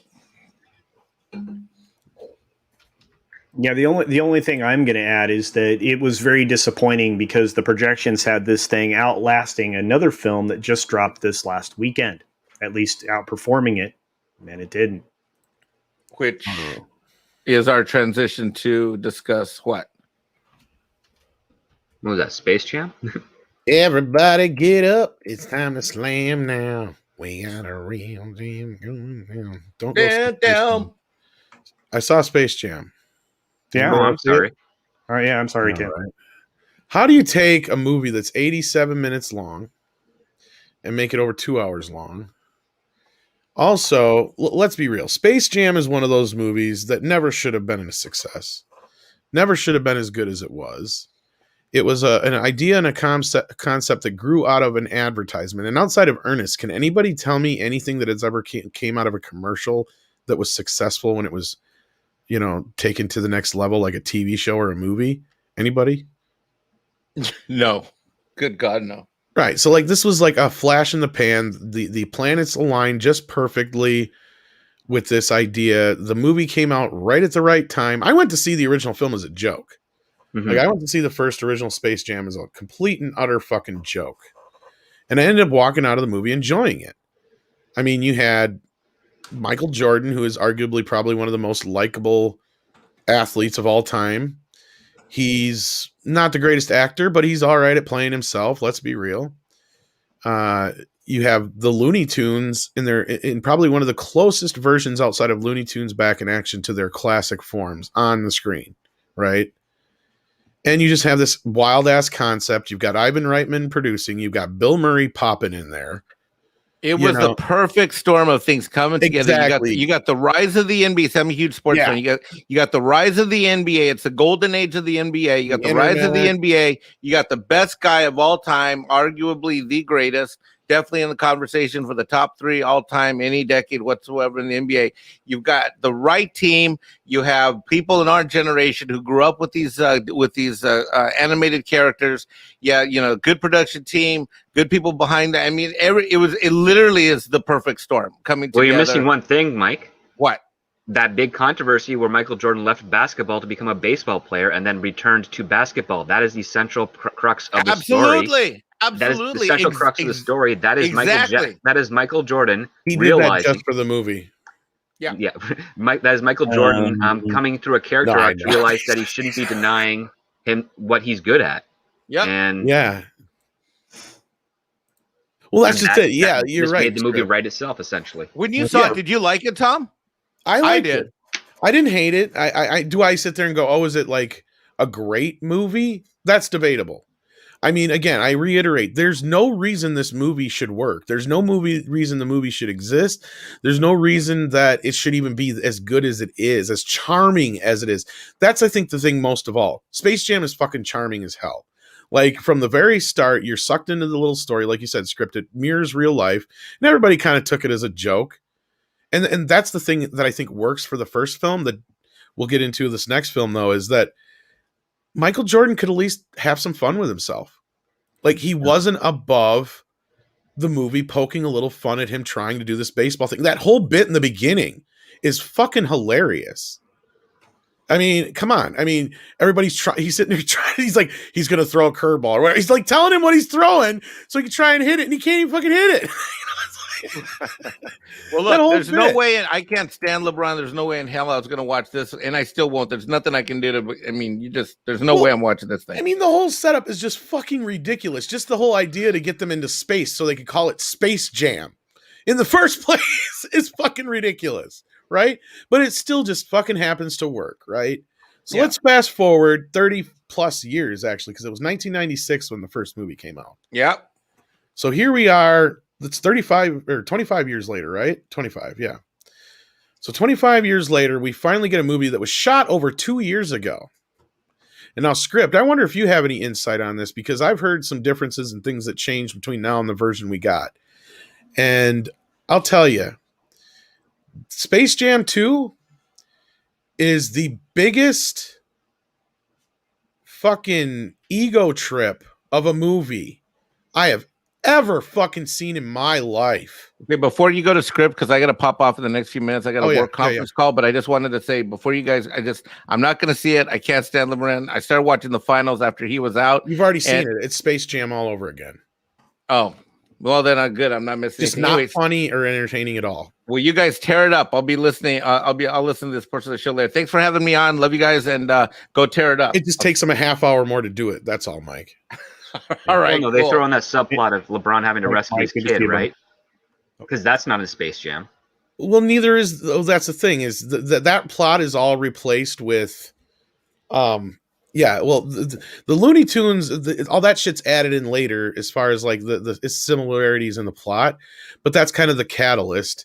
I mean, the short version is this: Warner Brothers has this new algorithm that can put people in the movies, right? Like, you know how we talked culture earlier about the whole software that can put in advertisements in old films. Yeah. That's basically what this is. It's like a software that'll put people in the movie, and they want LeBron James to promote it, because algorithm, the algorithm that made this whole idea in the first place, it calculates that LeBron James is the perfect superstar to push HBO or Warner Brothers as a put you in the movie's fucking programming. It's oddly like HBO Max in a weird way, which is kind of funny, because it's almost like Warner Brothers almost poking fun at themselves for a moment. And that's the funny thing. Like, the only bits that are actually kind of hilarious are like a few one-liners, a few sight gags here and there, and just how the Warner Brothers executives act, because it's like, yeah, that's how they really act. Because you got Sarah Silverman playing one, and she goes from saying like the algorithm is the greatest thing ever to saying, oh, it's stupid, it's idiotic, and I'm so glad LeBron said it's a dumb idea. Okay, so the algorithm gets upset because LeBron says that, right? And so it fucking sucks him and his kid into the algorithm. And of course, his kid is all into video games and stuff like that, and LeBron's not. And the setup right away is really fucking simplified compared to what you just said, Script, as far as the Michael Jordan story. In this one, it's basically that LeBron wants his kids to work too hard to be basketball stars like him, and he ignores the fact that his kids are more into video games. That's basically the plot. So basically, through that whole turning of events, LG Rhythm uses the kid to make the game that he has to go up against. And of course, LeBron's got to put his team together, and nobody wants to help him but the Looney Tunes. But he goes to the Looney Tunes town, and the only one there is Bugs Bunny, because all the other Looney Tunes left.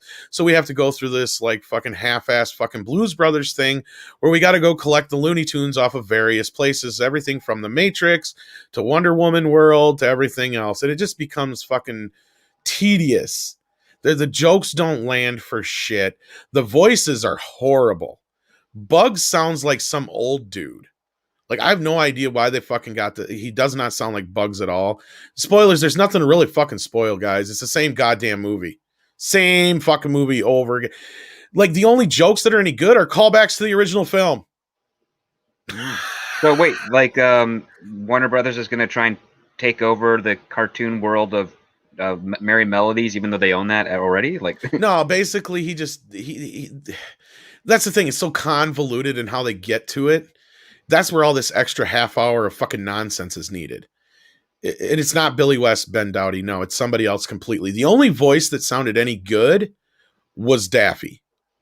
Daffy was the only one that was close. And I didn't check if that was still Billy West or not, but whoever they got to do everybody else's voices sucked donkey balls. None of them sound anything like the characters, at least close enough to my ears. And of course, changing Lola to Zendaya was just pointless. And they make her out to be some super duper character she's really not. I mean, yeah, she was one of the better basketball players in the first film, but they make her like the end all be all character they need to get to win. And then, of course, the whole point is like, you know, the Looney Tunes. It's real simple. It's the same plot elements basically leading up to the end. So like, it just kind of conforms in different ways. And a lot of the cameos get distracting as fuck. So, because like half the time you're sitting there, like, no, your eyes kind of like darting off to the sides and shit. You know what I mean? Because you're seeing all these characters you recognize instead of actually watching the gameplay and the movie play out. And then there's times where it's fucking hilarious because, whoa, what the hell? My phone went off. Anyway, and then there's other times where the crowd characters are not following the action on the court, so they're completely looking off to like the left of the screen. And the shit's happening on the right side of the screen. So they're cheering on and looking at, they're like, how the fuck did somebody let that get through? This movie's 2 fucking years old. They could have fixed this by now. Like, and I've heard of so many changes from behind the scenes that I have no idea what the hell they did. But a lot of the cameos we were promised in the first kind of bits were like really chopped out to nothing. Voldemort's not even in there. There's other things that got changed around and switched around. And then there's rumors that people who aren't even getting credit for works they've done and stuff. So this whole movie is turning into a fucking mess, not just on the screen, but behind the scenes. And I have a feeling this is going to be one of those movies that's going to historically go down. It's not just one of the worst movies of the year or the decade, but maybe of all fucking times. I hated this fucking movie. Fucking hated it. Bill Murray was in one bit, and I'm not going to tell anybody because it's kind of so fucking stupid. He's really not even in it. Like, so did you get to the part where Zendaya actually VO'd over the top of the original performance of someone that had already done it for Lola Bunny? No, I didn't get to that point. Did they have the original actor do the voice? Yeah, the voice actor had recorded everything from again, these are reports. Don't know this for sure, and that's why I'm asking Script. Have you heard something similar that they brought in Zendaya later to do a VO on top of what was already done? No, I haven't actually followed anything on Space Jam. Okay. It just hasn't ever crossed my transom. I wouldn't be surprised because they did the same thing for Chipmunks and other movies.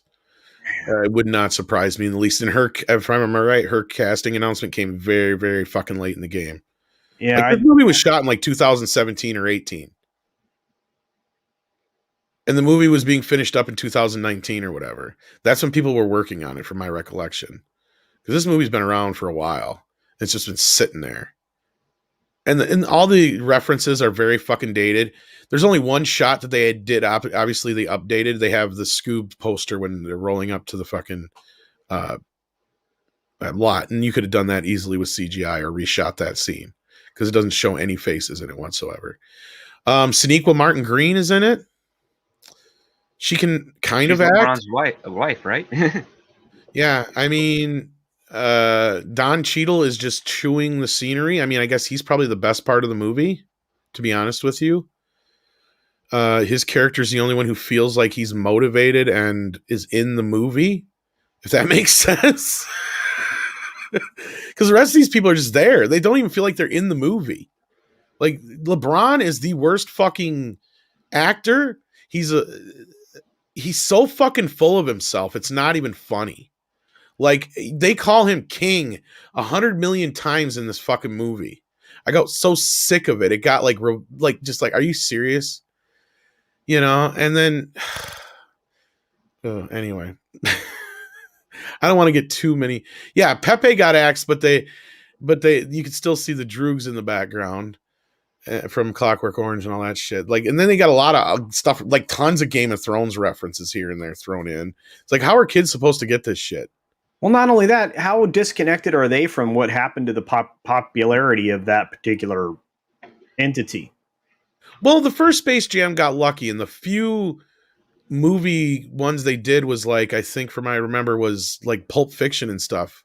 You know what I mean? Like, and that's a movie that's stuck around. People get that one. You know, there's very few references from that first Well, they movie. did the commercial references of it. Like they everything did. of the film was like Pulp Fiction had a lot of commercials, so kids saw that because the commercials were harmless.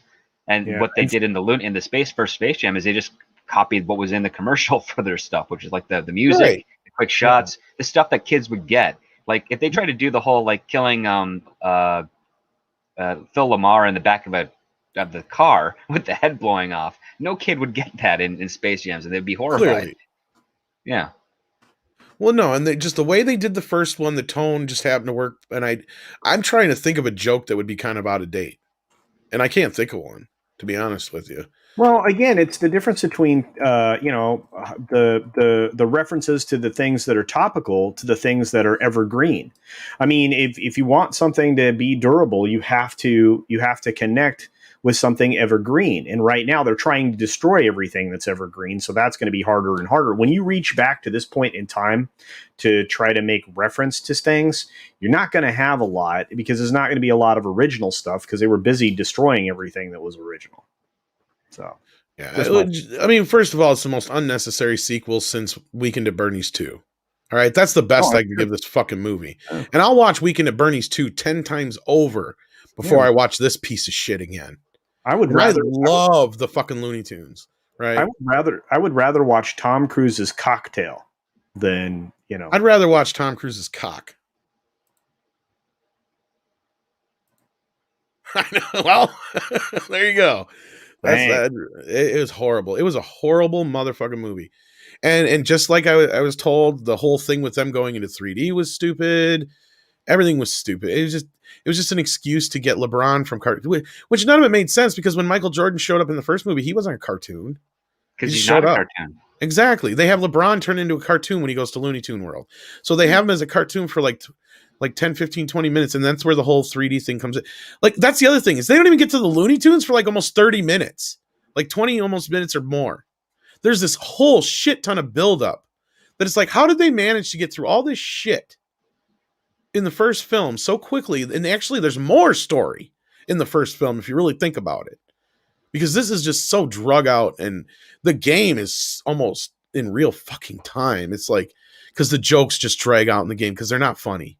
They're not funny in the least. But see, that's some of the problem with the way that exposition is done nowadays. I mean, there are two really bad practices. And I know Script Doctor can fill us in on exactly what they're doing wrong, but it's just doesn't sound good, Tom. Doesn't sound good. Well, with a family film, a lot of writers assume that the exposition can be on the nose because kids have to get it. But the problem is that you don't write a family film for kids. You write it for adults that kids can enjoy and that adults can enjoy as well. Like you have to hit all of them. And as a result, that means you cannot dumb things down. You gotta lay out some specific breadcrumbs so that the kids can pick up and learn what's going on. And hopefully those breadcrumbs are funny enough and over the kid's head that the parents can enjoy it as well. I mean, I could tell you some of the best jokes in the film, and they're really dumb. Here's a perfect example, right? This is a prime example of the best jokes in this movie, right? When Don Cheadle's like, King Kong ain't got nothing on me. They cut, of course, right away to King Kong going, humph, like arms crossed and looks away like all upset. Like, that's the best the movie can render. That's the kind of level of over a bad joke. Exactly. That was a joke? Exactly my point. Like, there's a few chuckles here and there, and I won't even tell you guys the best joke, but it's going to date itself so badly, and there's no way kids would know the movie. Should I just tell everybody? I don't give a fuck at this point. Like, one of the better jokes in the movie is pretty much the Mad Max joke. Well, it's where you have when they go to, because I said, remember they go on this like Blues Brothers journey to get the other Looney Tunes? Yeah. Fucking Roadrunner and Wile E. Coyote are in Mad Max Road Fury Road, because they're all in different movies is where they're at. Right. So that was one of the best jokes, because you can show up and because it's like they fit because of the desert. But it's like, if you're a kid and you have never seen that movie, it's so fucking disconnected. Why are they in other movies? Because that was the thing. Okay, yeah, it's set up like L Rhythm went down to the Looney Tunes world and talked all the Looney Tunes to going into other movies. Oh. And so Bugs was the only one who didn't want to go, so he stayed. So like that's the whole Yeah, and Sean, you're right. You can't spoil something that's already rotten. That's a good point. There really isn't nothing to spoil in the movie, though. It's just references. It's not actual jokes. Exactly, Natasha. It's not. There was no like real setup and a punchline to where I could really tell you a real great joke in the film, because there's not. And the ones, like I said, they're all sight gags and references to either, just not.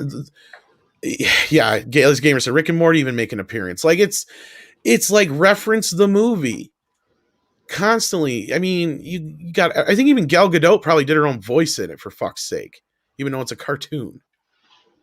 Because it sure does sound like her. It's basically they recreate the scene from the opening of Wonder Woman 84 in it. Like, that's what this is. It's just a bunch of recreations of other shit to where they literally put the Looney Tunes within the actual films. They're not recreating them.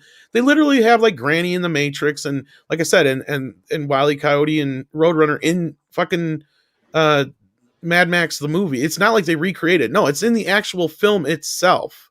They just superimpose them over the actors. Yeah, kind of like Ready Player One almost. Wow. It is. It's referenced the movie, even more than Ready Player One. At least Ready Player One had a reason for them being there. You know what I mean? Even as tangential as it was, or however you want to put it. But it was just random as fuck on top of everything else. And it makes Bugs out to be this kind of asshole, and then it kind of takes away from him at the end. And it's really, they treat Bugs like he's not the same character he normally would be. It's not Bugs Bunny at all. I don't know. Oh, and don't get me started. You sent me something about the soundtrack. The soundtrack sucks balls. Yeah, but that's Rolling Stone, dude. Here we go. Let me bring this up. Unfortunately, it's MSN. Talk about probably, and you know what? That's another thing this movie had. No reason to have one of the greatest fucking soundtracks of all fucking time. You got a song on there about the Monstars, for fuck's sake, and it's a great goddamn song. Yeah.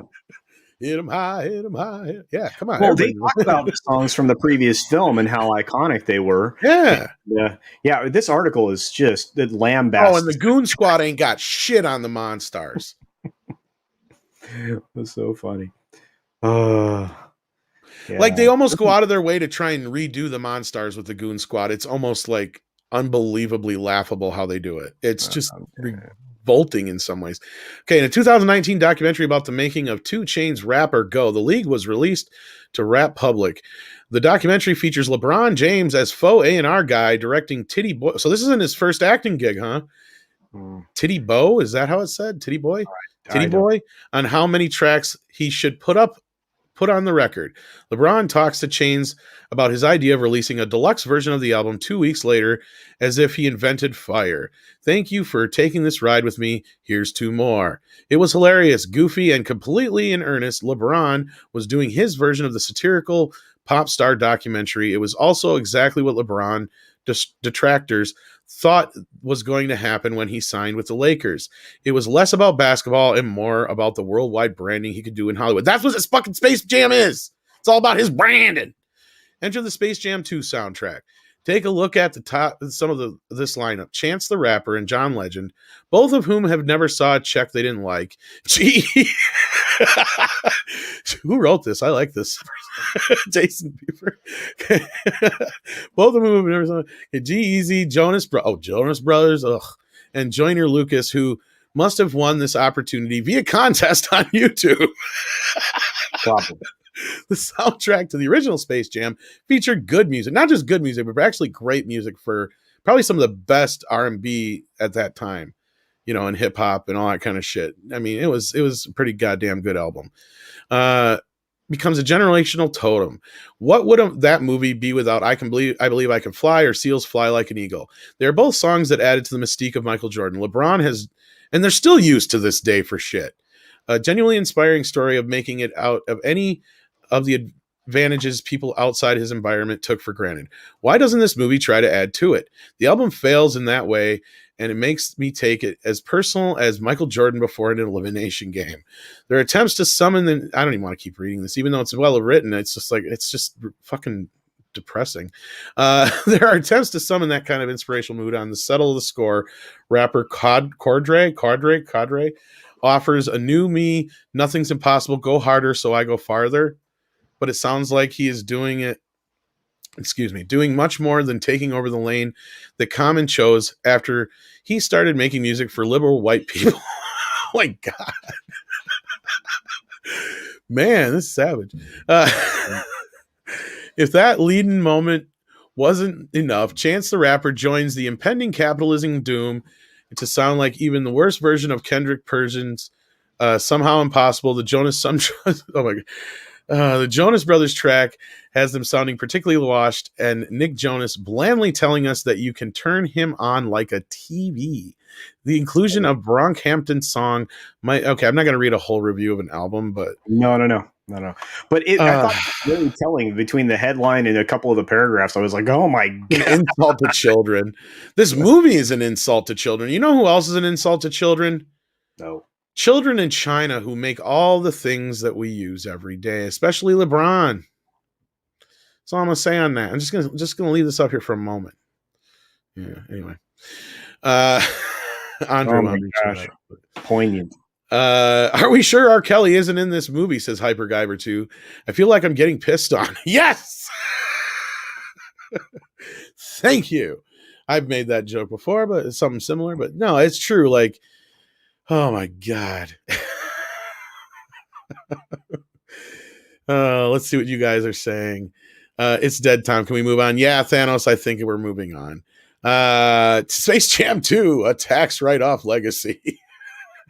Well, we're like destroying a legacy. We're not even talking about a film that comes out in just a couple of days, in 4 days, actually. Which one is the Suicide Squad? Snake Eyes. Old Snake Eyes. Is that already coming out? Yeah, July 23rd. And I can only get to a few super chats before Andre gets back, but STR Red Wolf says, as said last week, NPR rated this movie as a vanity project. Yes, it is. On both LeBron and Warner Brothers' part. Apparently, we need to refund Tom's money on how accurate that was. Oh, man. And I see some of you have seen this, said it's awful. Yeah, it was complete dog shit, Dr. Coffin Nails. It really was. It is the worst movie of the decade so far. Look, I know we're early into it, but still. Think about the snapback that happened, a few days ago on the Wrap about, the bitter rebukes to it wasn't made for you, 50-year-old white guy. I mean, they're still trotting out the same story. It was though, in a way. Yeah, I mean, again, you're playing on the nostalgia of an older generation to gin up interest in the film, and maybe that isn't the case in today's narrow worldview, but that's the honest truth. Especially when this film was done 2 years ago, as you said, Tom, and it would have released into nostalgia. It wouldn't have released on a streaming platform likely at the same time it went into theaters. And the reason it was universally panned, I think, is because people saw it for free and they could beat the heck out of it. I'm sure there are some people that like it, but it did not perform well for the audiences or the critics, and it is. Speaking of performing well, it did about 35 million at the box office was the intake for it. 30, yeah, it went. It was 30. Oh my gosh, I had it here a minute ago. If you'd asked me before, I think it was like 33 or 35. I can't remember which. Yeah, it was. Yeah, which is not horrible, but it's not going to make its 150 million back. No way. It costs 150 million to make. Script. Do you know you haven't followed this at all? You have zero interest in it, I'm sure. No, I'm not into anything LeBron James. No, I don't think anybody is. Nobody. Quit mixing shit I like with things I don't like. So Andre, I know you had zero interest in this film because you didn't even really care for the first one all that much, and I can understand why, considering you probably have no real reason to attach yourself to it outside of the Looney Tunes, and that's even probably tangential at best. Entirely correct. That is like I grew up caring about the Looney Tunes. Like for instance, the first one with that whole basketball thing and stuff like that. That's I don't even have the soccer gene, let alone the basketball gene. Like in Norway back in the 90s, I barely knew what basketball was. Like I knew of like the well, yeah, of like the stars in it. I knew vaguely of them, and even like that song selling the movie, like that rap thing, like that mixing that up with Looney Tunes. It was like, yeah, I don't really get this stuff right here. So it was a movie that. Are you talking about bugging? Yeah, maybe. But anyway, point is, I felt then what has been a catchphrase later on, it wasn't made for me. So I saw it, did not care for it, but it wasn't for me. So I didn't care one way or the other. I kind of did like Looney Tunes back in action. That I can understand. Yeah, that was cool. I like that one, and I do love me some classic Looney Tunes cartoons. Oh hell yeah! And the Omesis, if I'm saying that, yeah, I love them too, and that's one of the few reasons why I think Space Jam 1 did work, was because they at least stayed true to the characters, and that's one of the reasons why I adore Looney Tunes back in action, which is an overlooked film, is just how fucking hilarious that movie is from beginning to end, and it's a pure Looney Tune movie, like it's the looniest of all Looney movie. Like it captures everything perfectly about the Looney Tunes. That's my feeling on it. Now the movie itself is debatable. It's just the gags, the way that the characters are treated, and all that kind of stuff is great. Now the movie itself is kind of a meh, but anyhow, no, I love the movie otherwise. So yeah, I didn't really care for the first one. It wasn't made for me. And this new one, I see absolutely no reason to be excited for it, because it has everything that I did not like about the first one, and LeBron James. Right. So anyhow, yeah. I got like the last 2 super chats, but I wasn't able to catch any in between there, so we got to go back. Okay, that's fine. We'll grab them now when I'm here. And then we can talk a little bit about Loki, because I assume that you probably said everything there is to say about Looney Tunes at this point in time. Outside of whatever we get from super chats, but yeah. Yeah. Next one is then from, now we're going back in time to the classics. Dash D's says for $5 Andre, I have seen the word mother bear in Swedish in a game I was looking at. Would you please pronounce it for me? Mother bear in Swedish. Mamma björn, I guess. Yeah, I think that would be right. If we have any Swedes in the chat, please feel free to connect me. But I think in Swedish it would be Mamma björn. I think that's about right. And then Story to Screen Movie Review says, how do we live in a world where the Snake Eyes trailer looks better than MCU's Shang-Chi? That trailer looks like CGI dog crap. Excited for Snake Eyes? Gentlemen, what did you think about the Snake Eyes trailer, and are you excited for the movie? I wish I was as blind as Snake Eyes after seeing that trailer. Snake Eyes isn't blind; he's mute. Yeah, I was about to say, I don't think he's blind. Yeah, I wish I was blind after seeing. No, I'm kidding. I don't care. I have zero fucks. That's Rutger Hauer in his samurai film in the '80s. Yeah, Blind Fury. Blind Fury. Yeah, that was a great movie. That was an amazing. Let's talk about Blind Fury instead. Okay. Yeah, that was a fantastic Satoichi remake. Yeah. No, I mean, Snake Eyes looks like it's going to have a bit more traditional style effects for the film, but I don't know how accurate that's going to be because it's only based off the trailer. But yeah, Marvel Disney for the most part is going in a very different direction with their effects-driven stuff. So yeah, a lot of it's going to be composites with CGI and digital models and things of that nature, and not a whole lot of practical in-camera stuff. So it's going to be that rough stage that we saw in the late 90s, early 2000s, where they were also adding in new digital effects that felt out of place with the rest of the films. I mean, when is that movie coming out in the States? Which one? Snake Eyes. This week, ain't it? Yeah, it's a 23rd. It's July 23rd. It just came up on us. Like, I didn't even. I thought they were just starting to film not that long ago. I didn't realize they're already done with the bastard. Yeah, no, it's not. No, I wondered because it's coming out here on Friday, and I was like wondering, is this like a case where it comes out earlier internationally? But I guess not. Then it's just that no one cares. No, nobody has any fucks to give about this movie.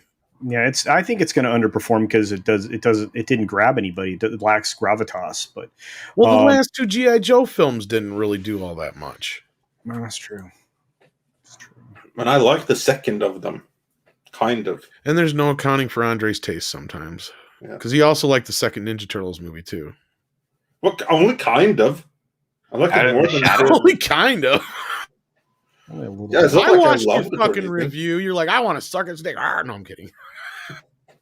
No, I mean, I didn't like it so much. That made me cry when I watched that review. I'm like, how can Andre like this movie? I threw shit at the screen for fuck's sake, and I was yelling at it. I'm like, are you fucking insane? Like, I was yelling at the movie, but yeah, I'm just not that big a fan of you. One more time, I'm just not that big a fan of the Turtles as you. That's somebody what I was trying that. to say there. I want it for blackmail later. No, I'm just blackmail. All right. I'm just kidding. You see, Andre don't like me. No, no. Well, that just reminds me of how sad, speaking of the things like that mix together that we like and things we don't like. I showed you that canceled TMNT meets Motu comic, a shot of that I sent you. I saw. Yeah. That would have been interesting, I think. I'm perfectly happy to see that canceled. No, I'm not. Hey, the Batman one actually worked out. I was surprised. I wasn't expecting it. Yeah, so did the Savage Dragon one, but that I would expect. Yeah, but I mean, I don't know. If you could see, I could see the Turtles dealing with you. Well, maybe not. I don't know. Maybe that's just too much of a good thing. You might be right on that. Yeah. Now, what is fucking Scotty talking about here? Culture? Oh, it's just the Snake Eyes. Just Snake Eyes. If you want it. The Snake Eyes is Scotty talking even more. Yeah. I mean, it's not anything considerable. I just thought it would be. Well, that's my fourth article of the month. It better be something good. Snake Eyes. For what it's worth, halfway decent, especially COVID standards. 31 million is what Space Jam made. Slightly notable in that one of the first really big movies of 2021 that was always intended to open in 2021 was the previous Biggie. Somebody else read this. My eyes are shot for today, please. You'd have to control scroll wheel. Oh, can you just bring it up on your end? Oh, I could. Yeah, hang on. Well, I can do it also here if you want. Yeah, people don't like me reading anyway, so. Final Snake Eyes trailer sells ninjas first, G.I. Joe second. For what it's worth, the halfway decent, especially by COVID standards, 31.65 million domestic debut of Space Jam was slightly notable in that it was one of the first really big movies. Yeah, you got this one already. Blah, blah, blah, blah. Unless I missed one, I think Space Jam is the first studio tentpole that actually opened in 2021 without a single prior date change. It was slated for July 16th, and that's when it's opened. Likewise, this weekend's two biggies, Snake Eyes and Old, are opening exactly as initially scheduled. Speaking of which, Paramount just dropped a third and final trailer for Snake Eyes G.I. Joe Origins. It's a markedly better trailer, both because of the sheer amount of action and emphasis it puts on the ninja-specific thrills versus G.I. Joe connections. I'm seeing the movie on Tuesday night, and even though I'm not the world's biggest fan of Robert Schwentke, I will say Red is fun and Flight Plan has aged well, I'm walking in with my arms uncrossed. The 105-second trailer notes the G.I. Joe connection, but gives most of its time to setting up the specific how Henry Golding was adopted into a League of Heroic Ninjas narrative versus much in the way of cinematic universe connections. Do audiences want another G.I. Joe movie after Rise of the Cobra, which was 300 mil on 175 million budget, and Retaliation, 375 million on 130 That's worldwide budget. That's worldwide. Well, I'm guessing, yeah, I'm guessing. Damn. I would like to point out, though, I said I like the second one better, and the second one grossed more and cost less. Yeah, but neither one of them made money. If you really look at it. No, I know, but the second one lost less. So there's that. Yeah, in that respect, yes. Considering, yes. At the same time, though, like, is there anything more interesting to say about this thing, or is it just like Scotty rambling without saying anything interesting? It's not like Ninja Assassin was a huge hit, grossing blah blah blah blah. Talking about ninja movies of the past.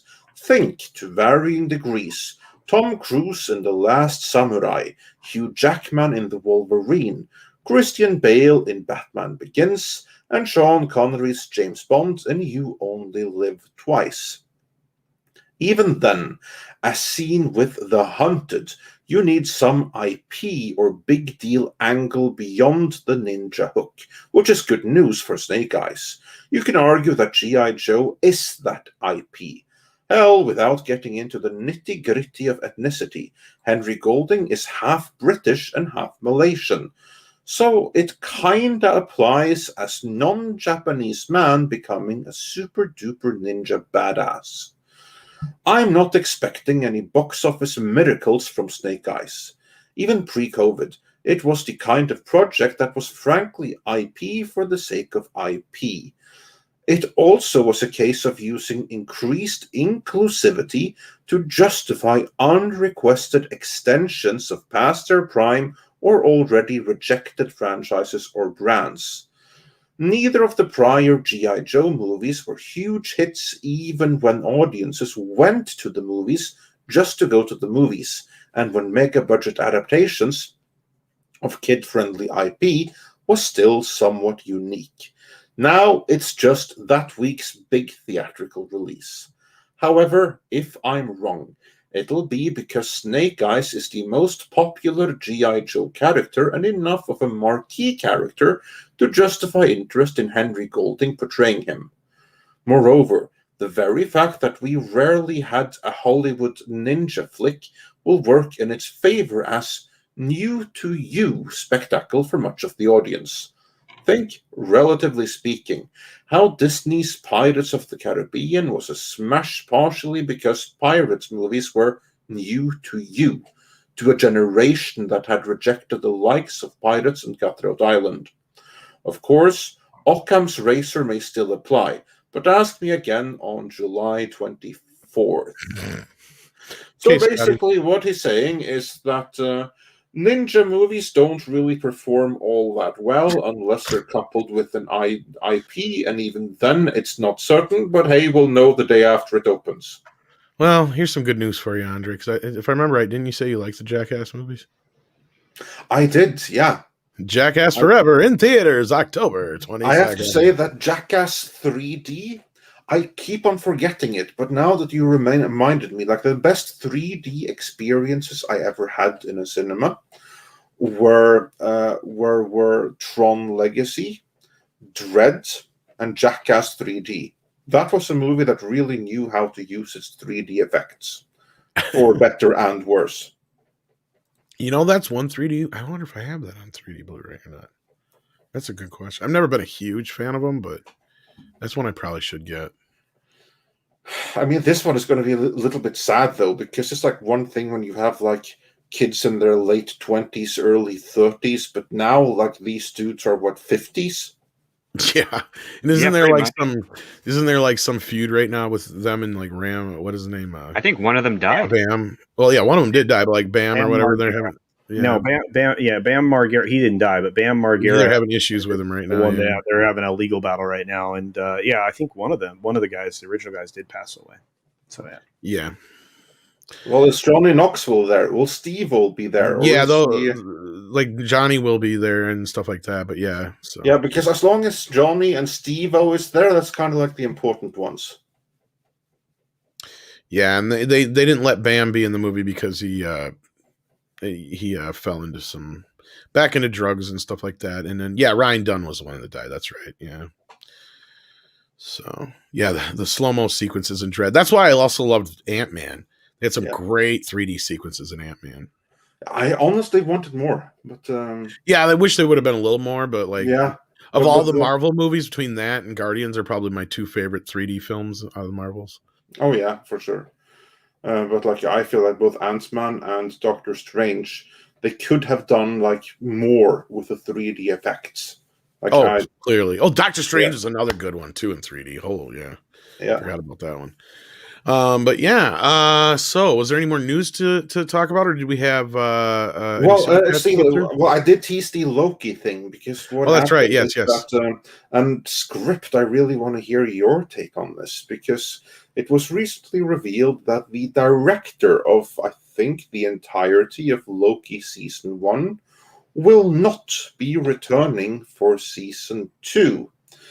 And then more recently, it has been rumored, so I stress only rumored, that head writer and showrunner Michael Waldron also might not return. But again, that's a rumor. It's just the director who won't be returning.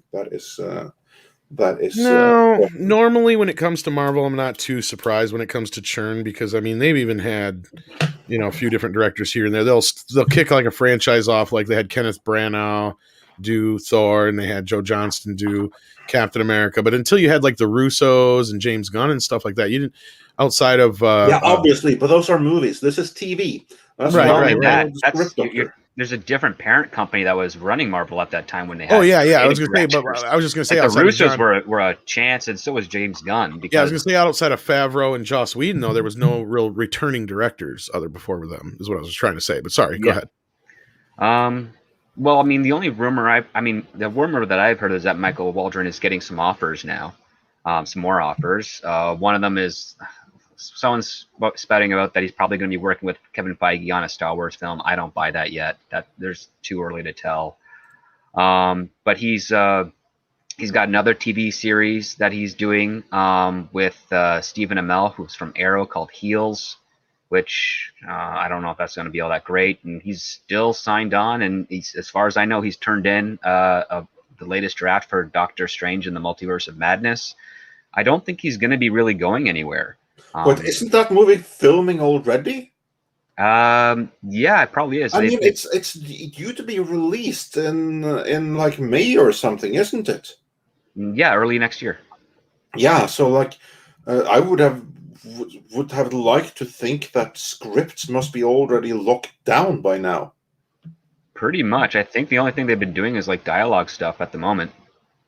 Because again, this is about the Marvel pre-production formula where they know the action set pieces. They start getting those all set together. They know their cast way ahead of time because Kevin Feige makes all that information, and it's basically okay. Now fill in the blanks, and then we rewrite that until we get to when we need to shoot it. And if they like some stuff already, it's like okay, we like this, but we got to go back and do that. It's weird process because it's not a normal process because they do have their own Marvel writers room, and that has a lot of turnover. But that's turnover by contract, not so much by like termination, so to speak. So like one of the most prominent examples that I know of is Nicole Perlman. So she's been in the Marvel writers room for a few years, and she wrote the first draft of Guardians of the Galaxy before James Gunn was hired and came in and did a rewrite. And yeah, she was the one who started that whole project, if memory serves. yes, and I mean she's a pretty decent writer, but the thing is, like, Marvel hasn't brought her or anyone else from that time back because that's not what they do. They like to get their writers for cheap, especially if they've got some talent, and then as soon as they're done, they kick them to the side. But this one is a bit more different because it's Michael Waldron, who he is kind of like he's got a lot of good connections, especially with Dan Harmon and Justin Roiland, because he worked on Rick and Morty, which was this huge cartoon hit in town. And he's parlayed that into with his agents and parlayed that into a couple of really good jobs with Marvel. And I think they're going to try and keep him on for at least till the end of Multiverse of Madness. Like, I think once Multiverse of Madness and then season 2 of Loki is wrapped up, they will pretty much say, okay, your contract is over. Good luck. Make some other stuff. And if we want you, we'll call. And then he's moving on because right now what Disney's formula is getting young, fresh people that are easy to control to, paint the house, so to speak. and then move on, because they've got Kevin Feige and his team kind of doing the actual directing and planning of what this series is going to be. Yeah, it's not really a directing gig that you get with Marvel to do one of these, is it? Now, I mean, it is. No, except it's prepackaged basically for it. mostly prepackaged. I would say the exceptions right now are James Gunn, and I would also throw in there Sam Raimi. I would assume that they're going to let him do his thing. I would not be surprised that as soon as he was signed on and the ink dried, they're like, okay, these are the previs of the action sequences we have planned. Make them Sam Raimi-ish. And then that's what he did for however many months before they actually started main principal photography or any of the final setups and for their actual production. And yeah, that's kind of what they do. But for everyone else, like especially with this Kate Herron, who is very green director, gosh, not very good. I was actually mentioning this on Nina Infinity stream last night, how there are certain shots and techniques that you just don't do in movies. Like if there's two people standing next to each other, you don't do an extreme wide where you see their feet and everything and whatnot, unless you're Stanley Kubrick. And Stanley Kubrick does that because there's more things going on or there's something else in the frame besides that. But you don't ever get like their feet in like a medium extreme two-shot type of thing. Like it's just weird cinematography, and those are usually like the director's choices. And if the cinematographer doesn't care, he just wants their paycheck, they just say to heck with it and do whatever the director wants. There's a lot of examples of that also in Black Widow, especially the scene we all like to talk about of the CGI head. You never do a two-shot like that. There's no reason to. So yeah. Well, that's what they get for hiring like basically grunt people to do all these things. What surprises me is that there's obviously someone like higher up that are kind of like failing with their oversight for allowing that. Pretty much. It almost comes to the point where I would say I suspect that Disney at this point is looking at Marvel as a brand so powerful it can get away with whatever laziness. So they're basically starting compromising the qualities, figuring, screw you, we're Marvel, you'll come anyway, right? Yeah, basically like what fashion brands like Nike and Reebok and Adidas had done. Like, you're buying the name, you're not buying the quality, and I think that's where some mentality over at Marvel is happening right now. And I would even say, yeah, Kevin Feige is kind of buying into that at the same time, because again, the attention to detail, the craftsmanship, it's been kind of lacking since. I mean, Infinity War was kind of the last hurrah, but I think that was just that was the last team of the Russos and their writers to be able to do something. And since that film, everything's been kind of lacking, like especially on the TV side. But Far From Home was kind of weak. Didn't have the charm that it should have. The relying too much on Iron Man's influence there. Black Widow is just a mess, and so many things. Like it's a real mess of a film. Yeah, as I said earlier in the stream, they better have hopes for Spider-Man and Doctor Strange, which incidentally has finished shooting, because the next two to come out, maybe they'll surprise us, but personally, I've written off both Shang-Chi and the Eternals already.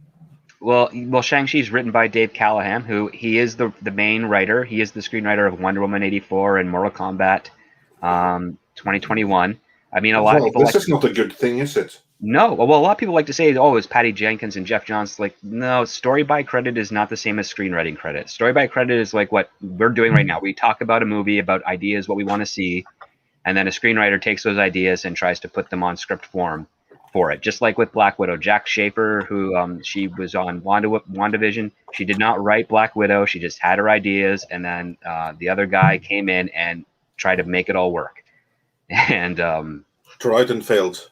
Pretty much, yeah. And then the director of that also doesn't know how to shoot a movie.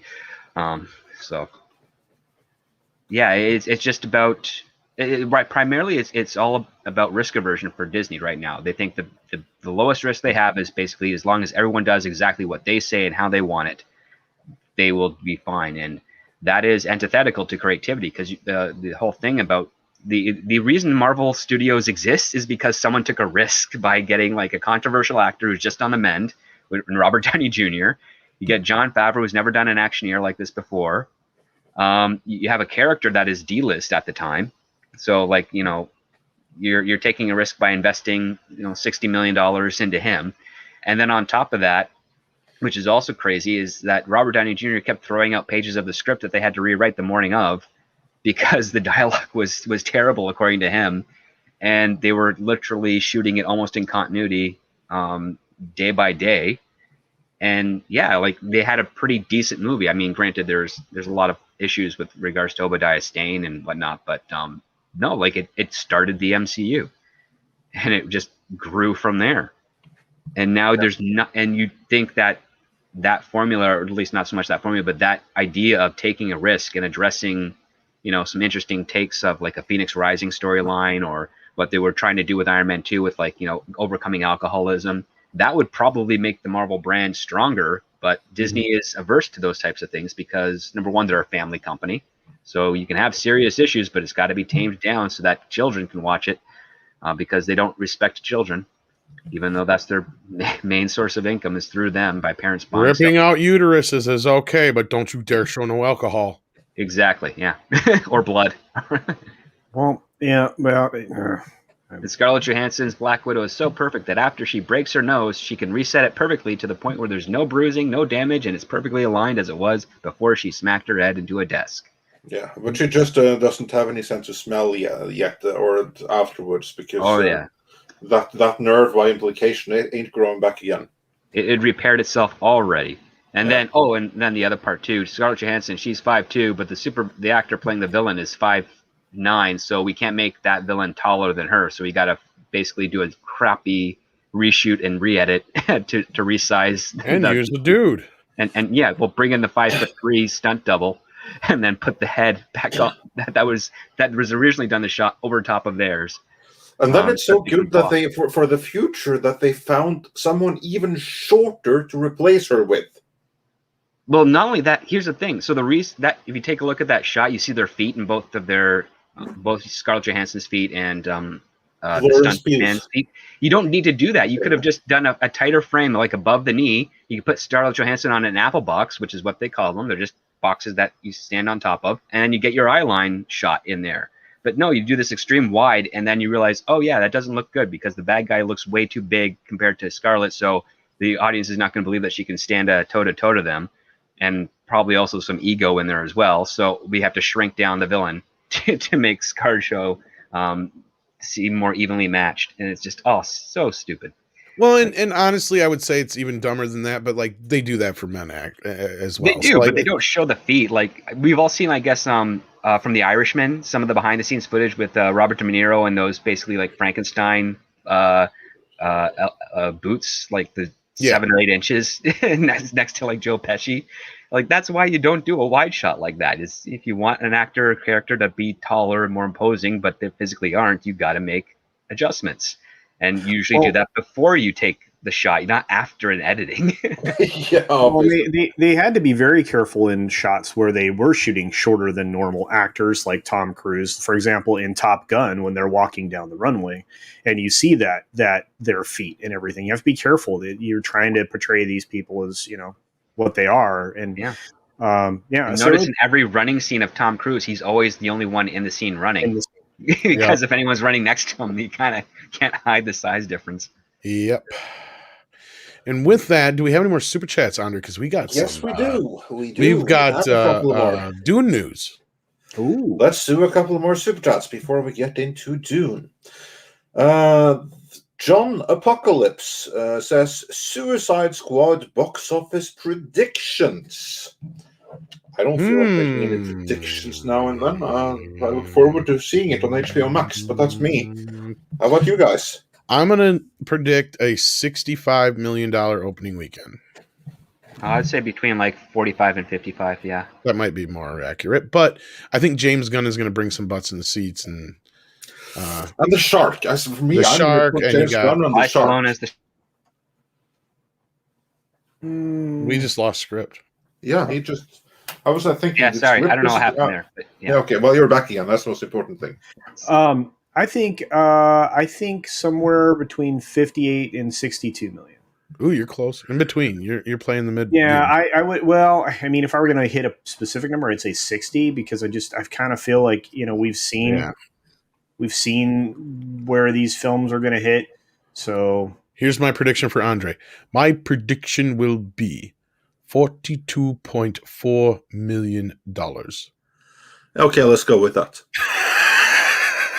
Watch that be the most accurate one.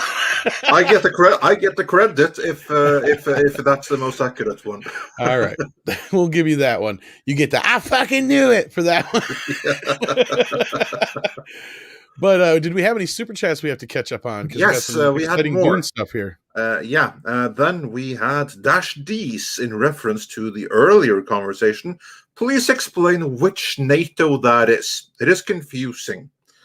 And that's true. The National Theaters Association is what I should have said. Yeah, I was thinking whoa, NATO is talking out against Black Widow. That seems excessive.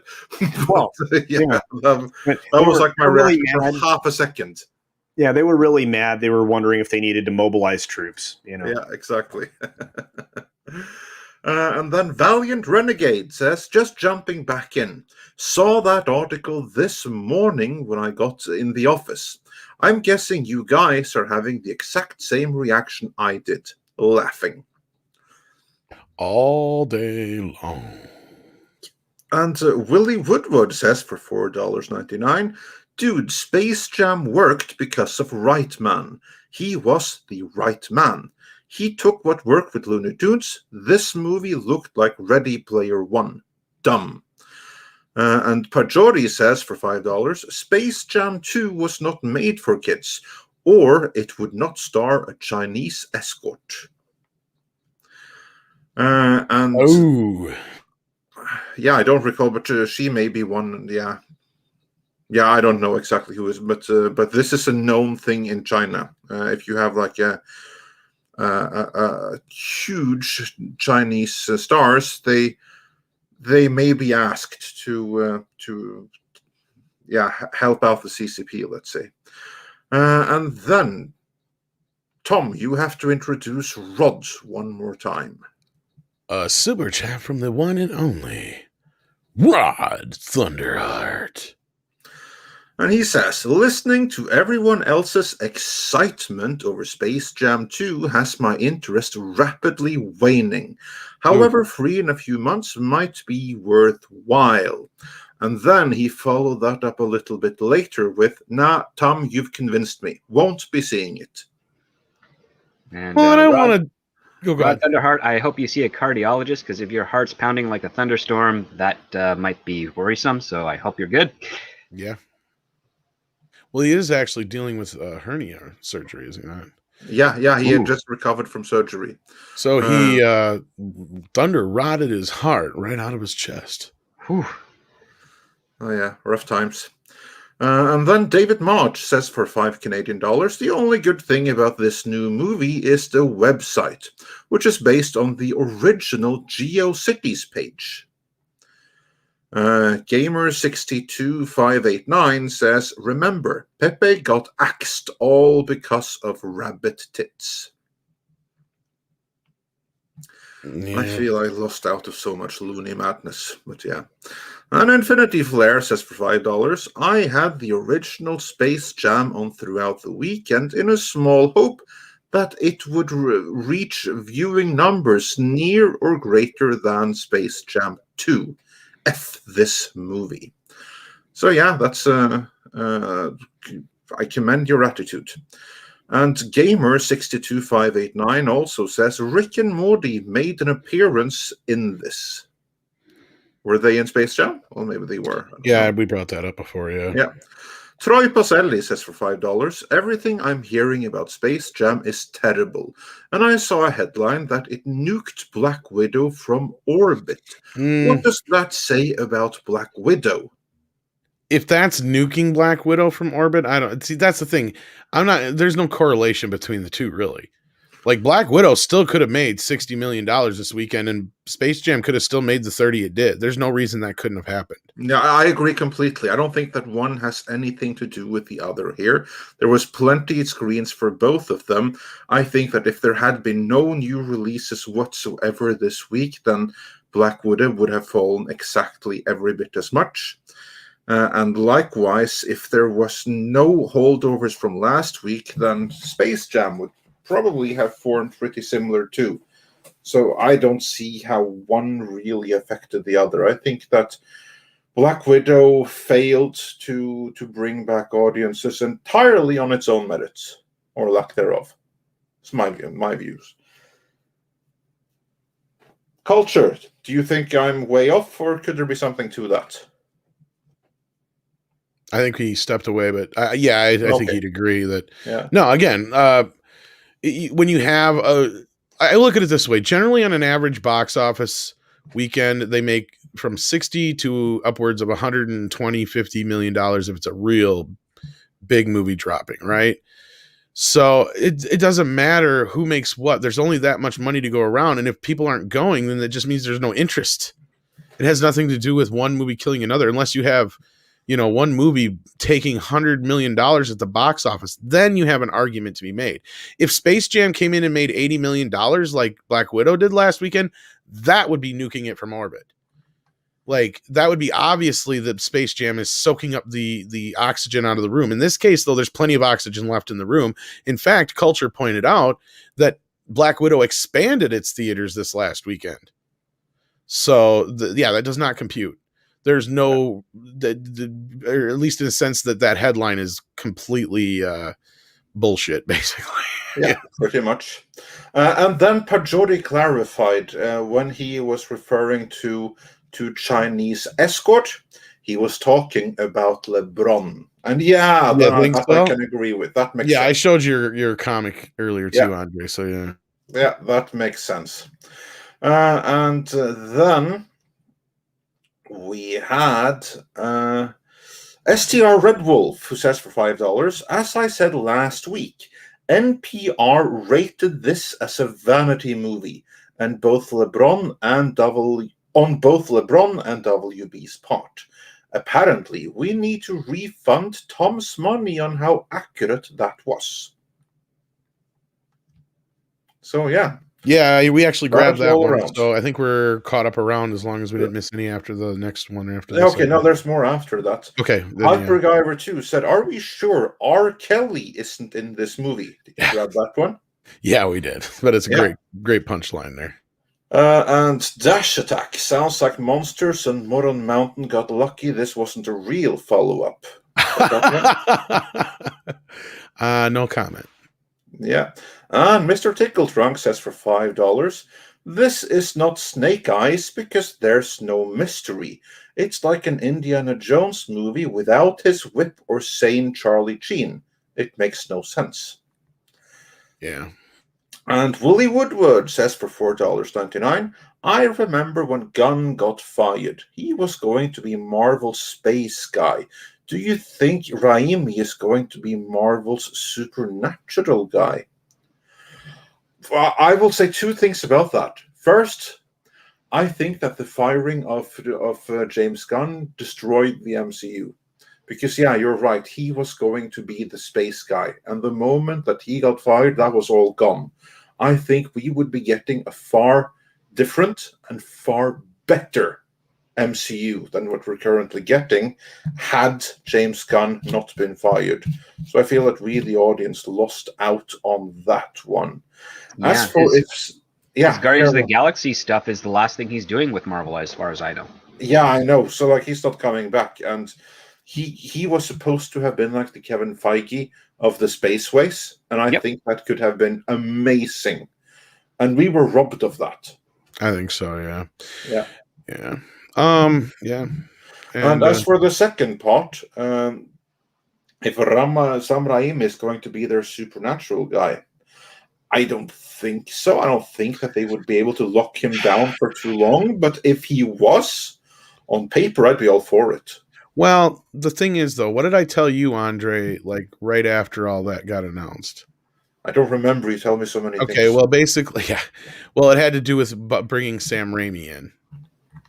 Like, you just don't bring him in just for a Doctor Strange movie. No, but you do bring him in for like a huge Spider-Man connection thing. Exactly. And I think I've heard rumors that he did have a lot of correspondence with Spider-Man 3, and who knows what's going to happen with Spider-Man 4 yet.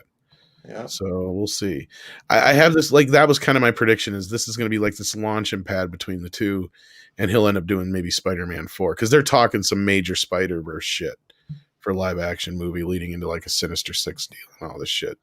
So that's why I'm not so sure the Disney deal's quite over yet. Like, I think Tom Roth will be more than happy to continue to rake in a guaranteed, box office success, as opposed to we might make $1 billion on this one, but then again, we might make 300. Exactly. Yeah. And when you see how he has fared with his other genre properties, like that Stephen King thing, The Dark Tower, that didn't work out too well now, did it? Oh, he killed that at its base. I mean, he didn't. Wouldn't be surprised. Yeah, I think that he's the kind of guy that he would be able to get his teeth into that, and he could deliver the macabre in a comfortable way for, or the supernatural in a comfortable way for Disney audiences, or whatever, Marvel audiences. I think he could probably do it. Yeah, I said I would be all for it. So yeah. And then Shum says for $5.99, script: Doctor with Ford's face most likely put on his stuntman. What is the limit on doing that for the Academy before he would be ineligible for an award? Now, I think what he's trying to say, I'll put it in the private chat even, so you can read it for yourself. I got distracted because I guess the stream's buffering. We dumped a bunch of viewers. Yeah, so there must be a region that's net just like went wonky. Yeah. Okay. What happened? I don't know. We just lost a bunch of fucking viewers in the stream. Oh yeah, I see. We lost like 400 in a second there. Yeah, like somewhere just died somewheres. Oh wow! Hopefully they've got a refresh and they'll be back. But refresh, maybe an internet blackout somewhere. Yeah, but anyway. Oh, so they're talking you see in the private chat, it says there, script doctor with Ford's face most likely put on his stuntman. What is the limit on doing that for the Academy before he would be ineligible for an award? I don't think that he would qualify in any event, but let's go with the question. Well, which is basically, how much of the movie can they get away with having a stuntman on set and then basically deep faking his face onto it? Well, the thing is, the stuntman's not saying any lines, or at least they're not using his stuff. If anything, what they would do is they'd be shooting Harrison Ford like they do with Robert Downey Jr. inside the Ironman helmet with a camera. He would do his performance there. Then they would just composite that face over top of the stunt double, so he's still acting. Yep. And it's just put onto a body double, which is, again, another technology that they used with the Wayans comedy Little Man. Yep. So he is still acting, but the problem is that, because the Academy has had an issue with computer-generated performers being voiced by other actors. Andy Serkis is a very good example of that, because he was amazing as Gollum, but they would never give him a nomination because they looked at it more as like a voice acting job as opposed to an acting job, which I think that that scrutiny is wrong. An actor's an actor. But it's not the same way for Ford at this point. Besides, I don't think you'd ever even be considered nominated these days for Indiana Jones. Yeah, I don't think he's going to be nominated for anything either. Lifetime Achievement Award. Yeah, that's what he's going to get. I'll agree. He'll get that, but he's going to get that for his advanced age and not really for anything else. So yeah. Yeah. And then almost caught up here. Sent a diamond super sticker, and Cyber Soldier says, for $5, off topic, guys. According to the New York Post, Viacom CBS may be for sale. How do you Yeah. think it's going to change the streaming wars? That's interesting. That was brought to my attention yesterday, I think. Yeah, the New York Post is being hyperbolic. But at the not same for time, sale. well, It's really not. They were just doing normal negotiations. The other part too is that the only entities that could possibly buy Paramount, Viacom, CBS also have television networks, and that's a conflict of interest, so it can't be done. well, and that's what we brought up before. Oh, go ahead, Culture. No, I was just going to say they'd have to shed those interests. They could sell pieces of it. They'd have to shed the other interests, though, just like Disney did when they shed the sports entities from the Fox deal, et cetera, et cetera. So, and the TV station, Sinclair, they went to Sinclair, I believe, if I remember correctly. Yeah, no, I don't think that's actually the case right now. Some of the stuff that Paramount's doing is basically they're selling off things through licensing deals with other streaming services just to get in some liquid cash, and they're buying up a whole bunch of other properties. They're willing to have a whole bunch of debt for a long time in order to rebuild their company into something back to what it was in the early 2000s. That seems to be the long plan, and I think they can hold out for a few more years to get that going. Yeah, that's kind of. Oh, go ahead, Script. The other part too is that, like, in a perfect world, which unfortunately this would never happen, but in a perfect world, Shari Redstone should do basically an audit on some of the secret hideout and Bad Robot deals with regards to money, because she could, if they found some cooked books and whatnot, then she can make a civil charge for conspiracy to cripple a studio in favor of those guys getting better deals elsewhere. But if that were to be revealed, then you would end up having those cases brought forward to the courts from every other studio in the industry, and it would just collapse the entire studio system at that point. So yeah, at this point right now, it's basically trying to build up other franchises in Paramount over a 5 to 10 year term, and hopefully recover and basically be in debt for about 20 years, but still be able to keep your head enough above water to be a player. They're thinking very long term right now, just with the stuff they're buying up and the people that they're talking to. So if they were to sell pieces of it, it would be quite a big surprise for a lot of people in town. I have another prediction about who's going to go first as far as the next entity, but that I'm doing a video on that later this week, so I'm not going to tell you here. So no, that's all right. We shall wait in anticipation and plug it when it's out. So just let us know, and you can come back and talk it up then. You bet. And we all look, we all look greatly forward to it. Sadly, we haven't recovered most of our audience. Unfortunately, what happened there? Yeah, it definitely buffered because it hit me too, and I am not in Canada. So, but yeah, it was very odd. It buffered, and then it kicked back up, and then it said you'd only been streaming for a minute, and then I refreshed, and then it was back up to where it should be, well over 2, almost 3 hours now. But I do need to slip out. I've had a great amount of fun as usual. I love to hang out with you guys. It was great to see Script again. I miss him a lot. Don't get to spend time with him because he's busy doing real work. So, and beyond all that, guys, I hope everybody has a great day. I'll see you all very soon. Yeah. Yes, thanks for joining us. It's been a pleasure to have you on, everyone.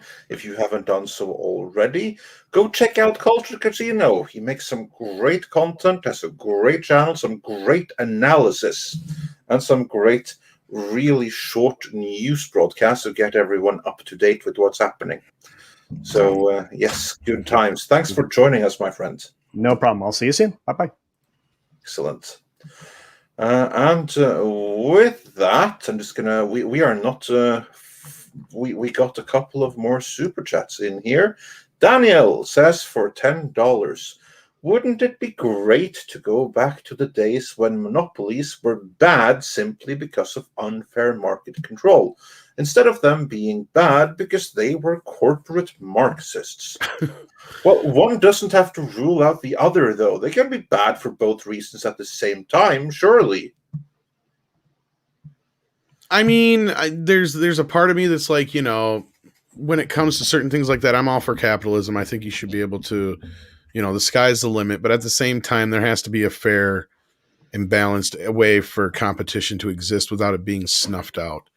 No third-party entity should be Yeah. trying to manipulate the market to make competition more available. But at the same time, no one entity should also be manipulating the market to make competition Absolutely not viable. Yeah, listen, it's an experiment right now, and it can't be. So far, nothing else has been presented that can adequately replace capitalism. So I'm very much pro-capitalism that way. Yeah, absolutely. And you know what? So are the Marxists. But yeah, companies like Hasbro. Did you cover that? By the way, that they have some very weird training of their employees. So much so that I honestly wouldn't feel too bad for them if G.I. Joe should somehow fail to live up to its full expectations. But we're not going to get into he's that. more like a G.I. Ho at this point. But anyhow. Also on that note, Melvin Belliard says for Belliard says for $20. Thank you so much. Snake Eyes was the best part of the two Joe movies because it was not only accurate to the character, but his sequences were the best. I agree with that. And then it continues, this version is a bastardization of the character. This has 95 Dread feel to it. I mean, I get 95 Dread has a bad rep, but is it really that fucking bad? Really? Compared? Not really. I mean, the parts where Stallone doesn't take off his helmet, that's pretty Dread. I was say, there was some cool shit in there, and I thought like the production value and some other elements of it I thought were pretty cool. The costume is like almost spot on, really. Well, minus a few, parts of it anyway. I mean, here's my point: is you can compare it to in a way like how Subdued, in a way, what's his face? I keep forgetting his name. Damn it! In the newer movie, Carl Urban. Carl Urban's version was a bit more subdued, but like to me, looking at like Sylvester Stallone when he's in full regalia, looks almost like the comic version in my like if I had to pick one that was looked a little more comic accurate. To me, it feels like that one, but it also has a cartoony element to it. Yeah, it's just the shoulder pads. That's the thing, which is like in some ways more accurate. Right. Is that and the blue stands out a little bit more, I feel like, and it does almost have like that kind of comic book feel to it, but that's just me aesthetically. But the rest is actually it's the urban suit, which is the more comic book. Is it really? I guess I have to look. Look at compare the comic and then compare urban and then compare Dread. I don't know, for some reason. Go ahead, you'll be amazed at how much closer the urban suit actually is. I mean, the helmet, for instance, bang on, it's a 100% replica of the comic.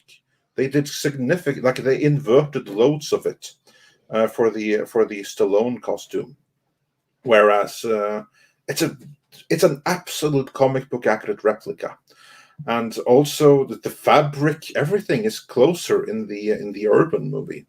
Even the detail of the knee pads and the elbow pads, which are green, they're really dark green, so you can barely tell, but they're still green. I guess I'll really have to look, but like I was saying, just the aesthetic to me felt more comic booky in the original. Outside of the costume, the world, Mega City 1, the aesthetic of the city. Maybe that added to it. I don't know. Yeah, Mega City 1 in 95 was like... I haven't watched either. I thought it was cool. But it was really good. I've got your 4K steelbook of Dread still sitting on my shelf waiting for you yet. Oh, nice, cool. Yeah, looking forward to it. But also, the one thing I haven't opened it about the 95 movie, the villains and the robots. I mean, like the ABC Warriors, the Mean Machine and the ABC Warrior, that can never be bettered. I mean, there's no way to do the Mean Machine and the ABC Warrior better than what was done in that movie. I submit it can't be done better. That was perfection in the Stallone movie. Yeah.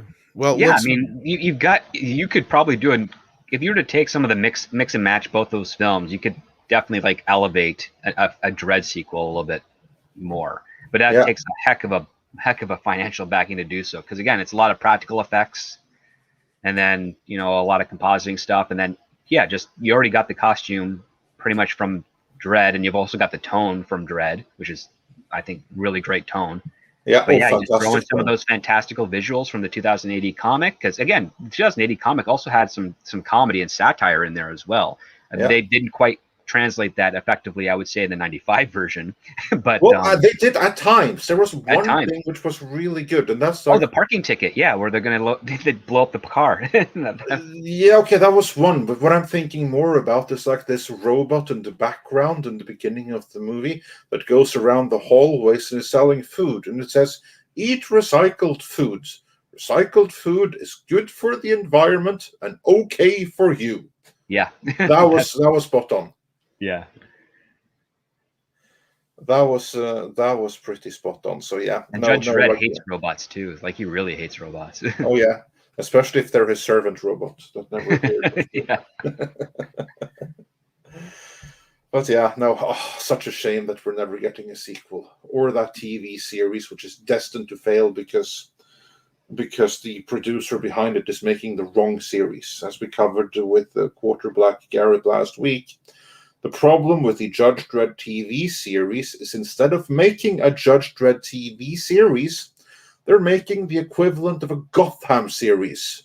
Yeah. Like they're making a Mega City 1 series, guest appearing Judge Dredd every once in a blue moon. And it's completely fucking idiotic. I don't know what the hell is wrong with him, with Jason Kingsley, who's the owner of Dredd and behind that idea. I don't know. He's a smart man, but not for that. Well, you guys were mentioning the character who's the murderer. That's the kid that Judge Dredd doesn't believe, who grows up into an adult. I mean, PJ Maybe. Yeah, PJ Maybe.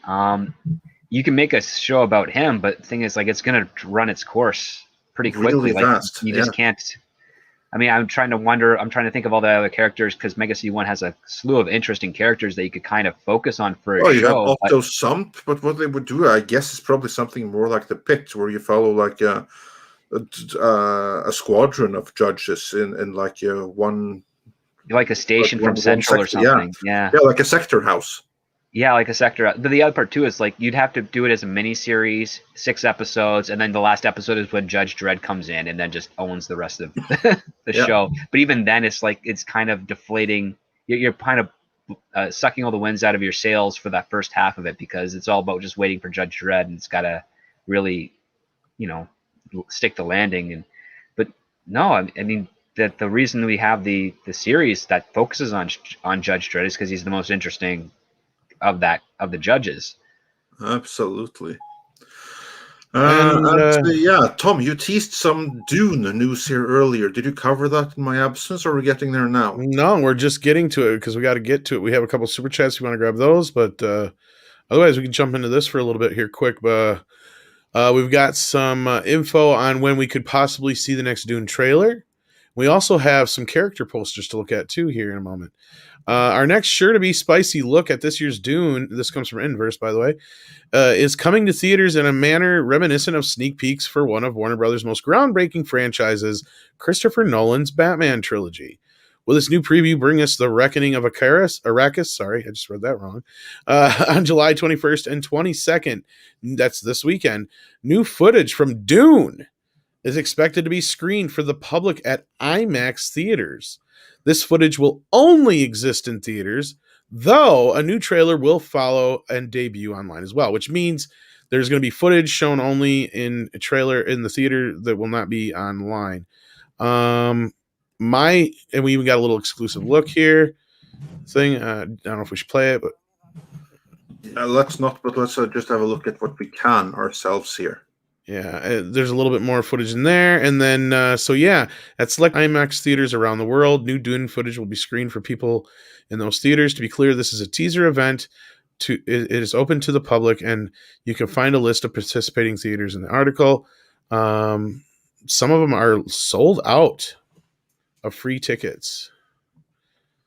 Sold out of free tickets, because I'm checking my local IMAX theater here right now. So that's kind of a good sign for this, though. I mean, I've heard this before, that there's like this IMAX preview thing.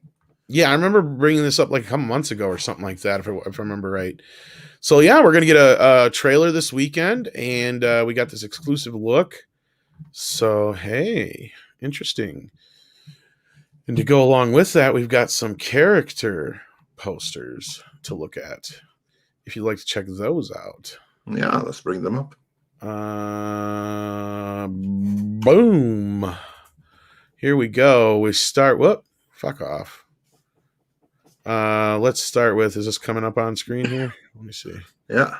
Okay. Let's see if I can make this a little bit bigger. Ooh, that's kind of like our first real good look at him. Yeah, that's the best looks so far of Baron Vladimir Harkonnen. So, doesn't make it any bigger. It just is an asshole. All right. Well, sorry. That's the closest I can get to it. I'm so excited to see his interpretation of the role. Yeah. All right. Let me see if I can get to the next one here. We've got Zendaya. Yeah, I feel I've seen that before. Yeah, nothing new there. Oscar Isaacs as Duke Leto. And we got Jason Momoa as Duncan Idaho. We have Josh Brolin as Gurney. We have Rebecca Ferguson as Lady Jessica. And they're still advertising it on both, so they must have made a deal with Legendary. Must have paid them off. Yeah, looks like it. And Timothy Chalamet. Javier Bardem is Stilgar. And there we go. So there's our look at Dune, and you have the chance to see it in IMAX, a sneak preview in IMAX this weekend. So looking forward to those who can get a chance to see it and explain to me what it is. Because I probably won't get. There is an IMAX about an hour from here, but I doubt it. I have to check and see if it's on the list. But yeah, so there you go. What's your reaction to that, Andre? Well, it looks good. I'm just annoyed that there does not appear to be any screening of that footage near me, so I don't get to see it. Well, maybe you'll find it washed up on a bay somewhere. Yeah, well, we shall see. Surf sharks like to have positive interactions with things like that. Yeah, this is true. This is very true. But yeah, I don't think it's quite the same with IMAX footage, not on an IMAX screen, though. Very true. They make that a little difficult, yeah. Yeah. And when it's not on the local IMAX screen, then that's a bit of a bother. But I'm not the only Dune fan here. Script, what did you think? Well, I mean, I like some of the images there. The makeup for the Baron looks great. I've read the script. I think the script is fantastic. I hope the pacing of the movie matches the script so that you have a really engaging story for this first part. I'm still because where I am located, there is an IMAX theater, but it is still closed off at the moment right now because of the current thing going on right now in our province.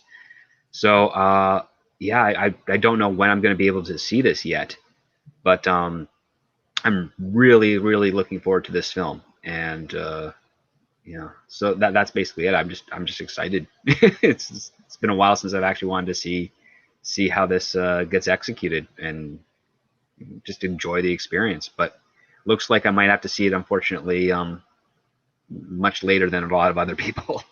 Yeah, well, we shall see.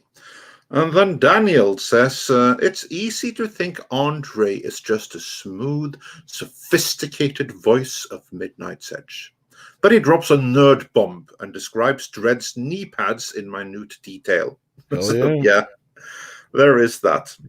That's the shit we do. Yeah, that's how we roll. And Mr. 19 said, would it have made more sense to see Black Widow's backstory through a Hawkeye movie? You know what? I think so. Yeah, now at this point, I think it would have. Script, what about you? Yeah, because it'd be like a buddy film. So you have it in the ways of Hawkeye's as a SHIELD agent is assigned to take out the Black Widow that's been messing around in Europe or throughout the world. And what ends up happening is a formation of a friendship and then the whole turn to take out Dreykov. And that would have been that's a better premise. Again, they're a pair. Like in every movie that once from the Avengers on, like those two are kind of really tight in all their scenes and whatnot. So yeah, you'd want to play with that chemistry and have that fun in a Black Widow movie. Yeah, hell yeah. You could do like a contemporary Hawkeye thing with Black Widow flashbacks. That's how you tell that story. You also show like his loss and everything. Why didn't Marvel think of that? I mean, Mr. 19 thought about it. Well, the thing is, I would avoid flashbacks because those usually make a story a crutch. But just have it take place in the real time of that year, and be it just an origin film. I mean, Scarlett Johansson has not physically really changed much in the last 8 years, so you can still kind of get away with that. And crap, what's his name? It's escaping me at the moment. The guy who plays Hawkeye. Renner. Oh, Jeremy Renner. Yes, Jeremy Renner has always looked like he's been in his 50s since the Hurt Locker. So yeah, you don't really have to worry about. He has looked like he was in his 50s since he was in his 30s. So yeah, some people pretty much like the youngest he ever looked is the youngest he ever looked was in Senior Trip, and that was like he was like 25. He still looked like he was older than the rest of the kids. Yeah, exactly. Yeah.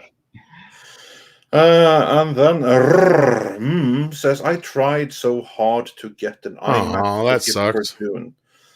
Tried so hard. Well, did you get it or didn't you? Because the smiley there indicates that you did, but the rest of the sentence indicates you didn't. Yeah, but, tried in the past tense. Yeah. Yeah, tried and failed is what it looks like. But yeah, well, fingers crossed for everyone. We'll keep an eye out for your next. You don't have to super chat us again. Just let us know if you did or didn't. Yeah. And Melvin Belliard clarifies for $10. And to clarify what I wrote, I actually like 95 Dreads. I saw it a ton. But what I mean is it is not accurate and it definitely won't be as fun as 95 Dread. Right. Yes, I agree with that. I also don't think that Hawkeye is going to be anywhere. Sorry, not Hawkeye, but like that G.I. Joe thing. Snake Eyes. Eye something. Some animal eye. Why do you think I said blind? I went right to the eyes. You know, it's like not going to be as fun as the 95 Dread. Yeah, no, I agree. That's stupid because snakes are blind as shit. That depends on the snake, though. True, but for the most part, they're not. Even if they do have vision, they have shit vision because it's usually side vision anyway. So that's it's anyway. Again, let's not get into that all. Depends on the individual snake. True. But in terms of vision. And aiming for shooting a bow and arrow or crossbow or whatever, you'd definitely be better off as Hawkeye than Snake Eyes. That's true. For sure. Same thing with the Snake Eyes thing. I don't know. But yeah, cool, Melvin, I agree completely that the 95 Dread is a very entertaining movie, and I would not see it unmade, although it didn't do any favors for the Judge Dredd. You give him a cool name like a wrestler, like Quiet Thunder. Yeah. Or Rod Thunderheart. And then, let's see, I think, and then Super Cartridge says for 50 Norwegian krona, say what you want about the Loki series, but the soundtrack by Natalie Holt is amazing, especially the TVA and Green Loki themes. Well, the soundtrack was good. I'm just so annoyed that they didn't release the entirety of the Norwegian language song. They just put out the TV edit. That was annoying. So I hope that the writer and maker of that song will release their own version of it in some capacity at some point, at some stage there. Yeah, and I mean, honestly, I was kind of surprised Andre gave it a pass at the end, though. Still just the same. I mean, you didn't give it a glowing review by any means, but I thought no, like the final. I liked the final episode. I mean, like the final episode. I didn't watch it, but just from editing your review, I'm like, well, kind of like the final episode answers some questions, but also asks a lot more questions. That's exactly what I was thinking. Thank you, script. Thank you. Yes, as usual, you say it better than I can think it. Yeah, I mean, I wasn't thrilled by it. I thought there's like I was saying actually in the Infinity stream last night, and I recommend go rewatch that because it was great conversation. But there's the conflict of that scene is that Sylvie wants to kill the guy, and Loki's like, maybe we shouldn't, and his argument is that because there could be something worse. But really, with Loki, his entire motivation is power, is even at this point, and his argument should be, if we're in control, we can go back in time and fix your life, because that would be far more tempting and something that would be better for Sylvie, because it's part of the revenge. It's like you ruined my life, so I'm going to kill you. But it's like, well, if you could have the power to go back and change things, which you would, which is what the premise of that scene is all about, wouldn't that be more? That should technically be more tempting. But they didn't present that idea because they knew if they did, the character's natural motivation would be, oh, so I could replace this guy, he who has remained. I could restore my childhood with my family within that timeline because I'm in control now, and I would still be in power at the end. It's like there's so many more beneficial aspects to that, but that doesn't get them to the point where they need to have the multiverse of madness and the Far From Home and all that other stuff. So they really just shot themselves in the face with their own setup and premise. And that's why I was not really too thrilled with this show, personally. Yeah. Well, we'll see what they do. Personally, I was just happy that it delivered some promise. We got some new reveals. They actually it just did so much better than the previous two series, which were an extended freaking disaster here. Oh yeah, and worse than a bunch. Yeah. Pete Dencott says, so nobody has seen the trailer. Yeah, it just dropped. We were going to try and watch it, but Andre didn't want to get a copyright claim. So, we'll probably check it out after this show. It looks like a teaser for a teaser, though, is what I'm thinking. So, well, if it's a teaser for a trailer, you know what I mean. Well, then who cares? But we'll see. And we got Willie Woodward coming in here with one right now. Supposedly on Thursday, the Spider-Man 3 trailer drops. I hope so, since I can't wait. No lie, I hope there's a stream. As far as an entire stream, like Thursday we do Mead. I'm sure we'll talk about it on that night. And we'll probably talk about it on the Friday morning show as well. So yeah, I mean, I don't think we'll actually do an entire stream just for that, though. I very rarely have we, outside of maybe a little 10-minute deal, have we ever really done anything like we don't usually do like separate reactions like that. Do we anymore, Andre? We really never have. Well, we did for Dune. Remember, we were in a completely different stream when there was some Dune stuff that broke. Don't remember exactly what it was. Very rarely. And then we hopped straight into a Doom stream right after that. But see, that almost feels like an exception to the rule, too. That's an exception. Yes, absolutely. There's a few things here at Midnight's Edge that when they happen, Dread being one of them, since you guys are just talking about it, as always. Conan, of course. Like something like that generally happens. He-Man, of course. Dune. Those seem to be Punisher, too. It seems like, your main go-tos. Other than that. So, like, yeah, I mean, anything happens with those, generally, we're right on top of it. I know that. Yeah. And you're right. We do associate with Spider-Man a little bit too because of the previous reporting. So we'll have to see some history, which was pretty spot on. I'll tell you what, Willie. I'll tell you what. If there's something amazingly mind blowing in that trailer we didn't expect, maybe, just maybe. Yes, and then I believe we are fully caught up with the super chat. We still have 999 people watching, we did. So before we go, we have one or two more things here.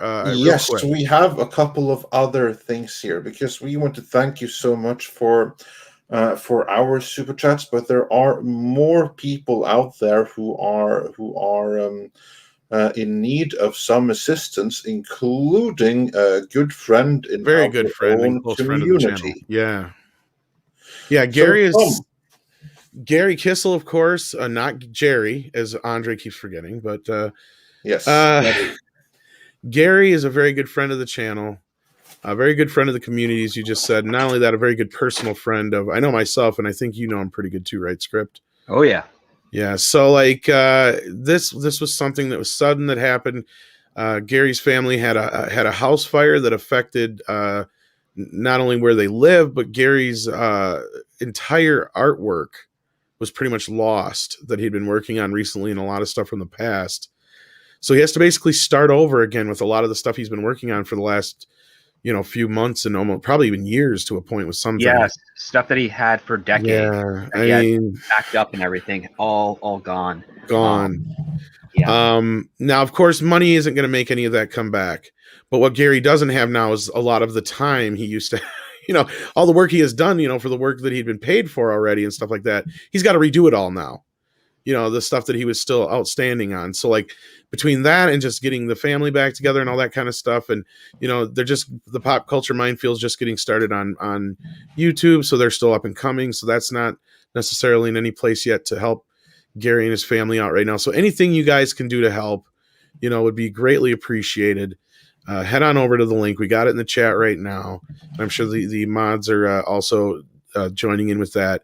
If there's anything you guys can do, even if it's just a little bit, everything helps, and it will hopefully help Gary get things back in order so he can get back on his feet again. Because this is something that it happens. I've dealt with 2 house fires in my life, and one that completely took away everything we ever had. If it wasn't for the outreach of the community, we would have never been able to do what we did and able to, find a place to stay and have clothes on our back and all that kind of stuff. So, these kind of things happen, and there's no going back. You just got to keep moving forward. So hopefully the best thing we can do is help make that a little bit easier on Gary and his family. So I don't know, Andre, if you want to say anything either, but our script, but yeah, I think that's the best I can say on that.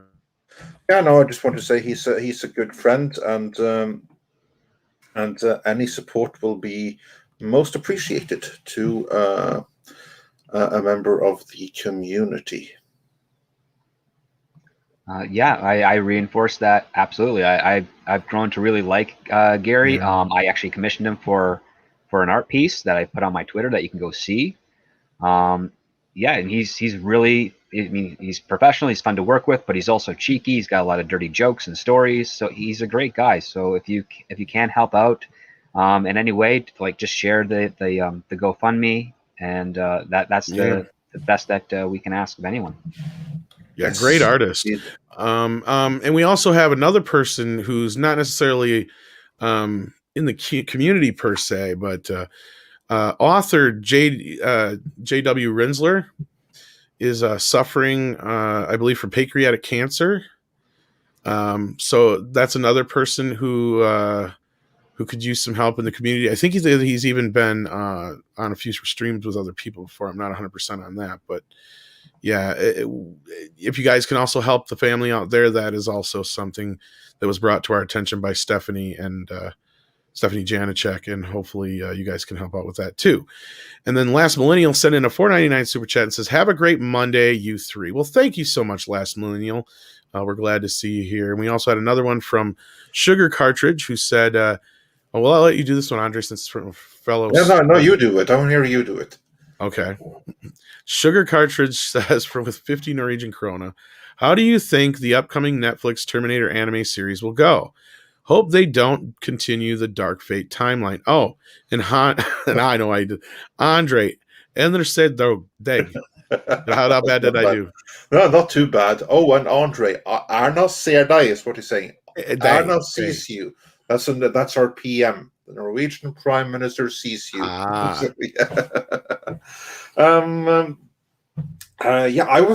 There's an animated Netflix series, Terminator. Yeah, that's news to me. I heard about this. This came out. I didn't know I thought it was just in preliminaries. I didn't know for sure. Like, it kind of went. There was something else news-wise that was going on at the same time, so it kind of got buried. This was like a month ago, maybe 2 months ago at the most. Again, sometimes these things kind of come across the transom and it's during other shit. But I'm not. It's a Netflix animated series, so it's kind of on that level of probably like, the Sarah Connor Chronicles. I don't know how much it will take up as far as canon wise. I can tell you that right away. None at all. Well, right. Like, I don't know where it's going to start. I hardly doubt it's going to have anything to do with anybody involved with the productions of the other stuff. I highly doubt they're going to get Arnold Schwarzenegger coming in doing a voice or something. As far as the politics, considering it's on Netflix and what we're seeing out of He-Man, probably. Because I'm starting to see that Netflix is taking a lot more control over their properties. But that'll be interesting to see how much push they get for the Conan deal, because I'll definitely want to hear from Frederick on that. Yeah. Well, but Terminator is a lost franchise. It's dead, kids. I mean, the only person who could possibly come in and bring Terminator back from the dead would be like somebody like Neil Blomkamp, maybe. Yeah, probably. Yeah. So like you have to have something new to do with it, and all their other new attempts are really just derivative. Well, Neil's smart enough to where he could find a way, like he did with Alien, to kind of just be like, no, we're just going to ignore this and we're going to do this. Yeah. Or he'd come up with an almost original concept. He'd be like, we're going beyond the Arnold Schwarzenegger, the Sarah Connor shit. He'd come up with something that would be like set way in the future or something like that. So he'd come up with something else, out of the box. I have a feeling. Like, the sad part is the third movie wasn't horrid. It was decent enough. And the McG movie actually had the right idea of getting out of the past and getting into the fucking future. Get away from all this shit. Go have fun in the future. You could do all kinds of stories in the future war.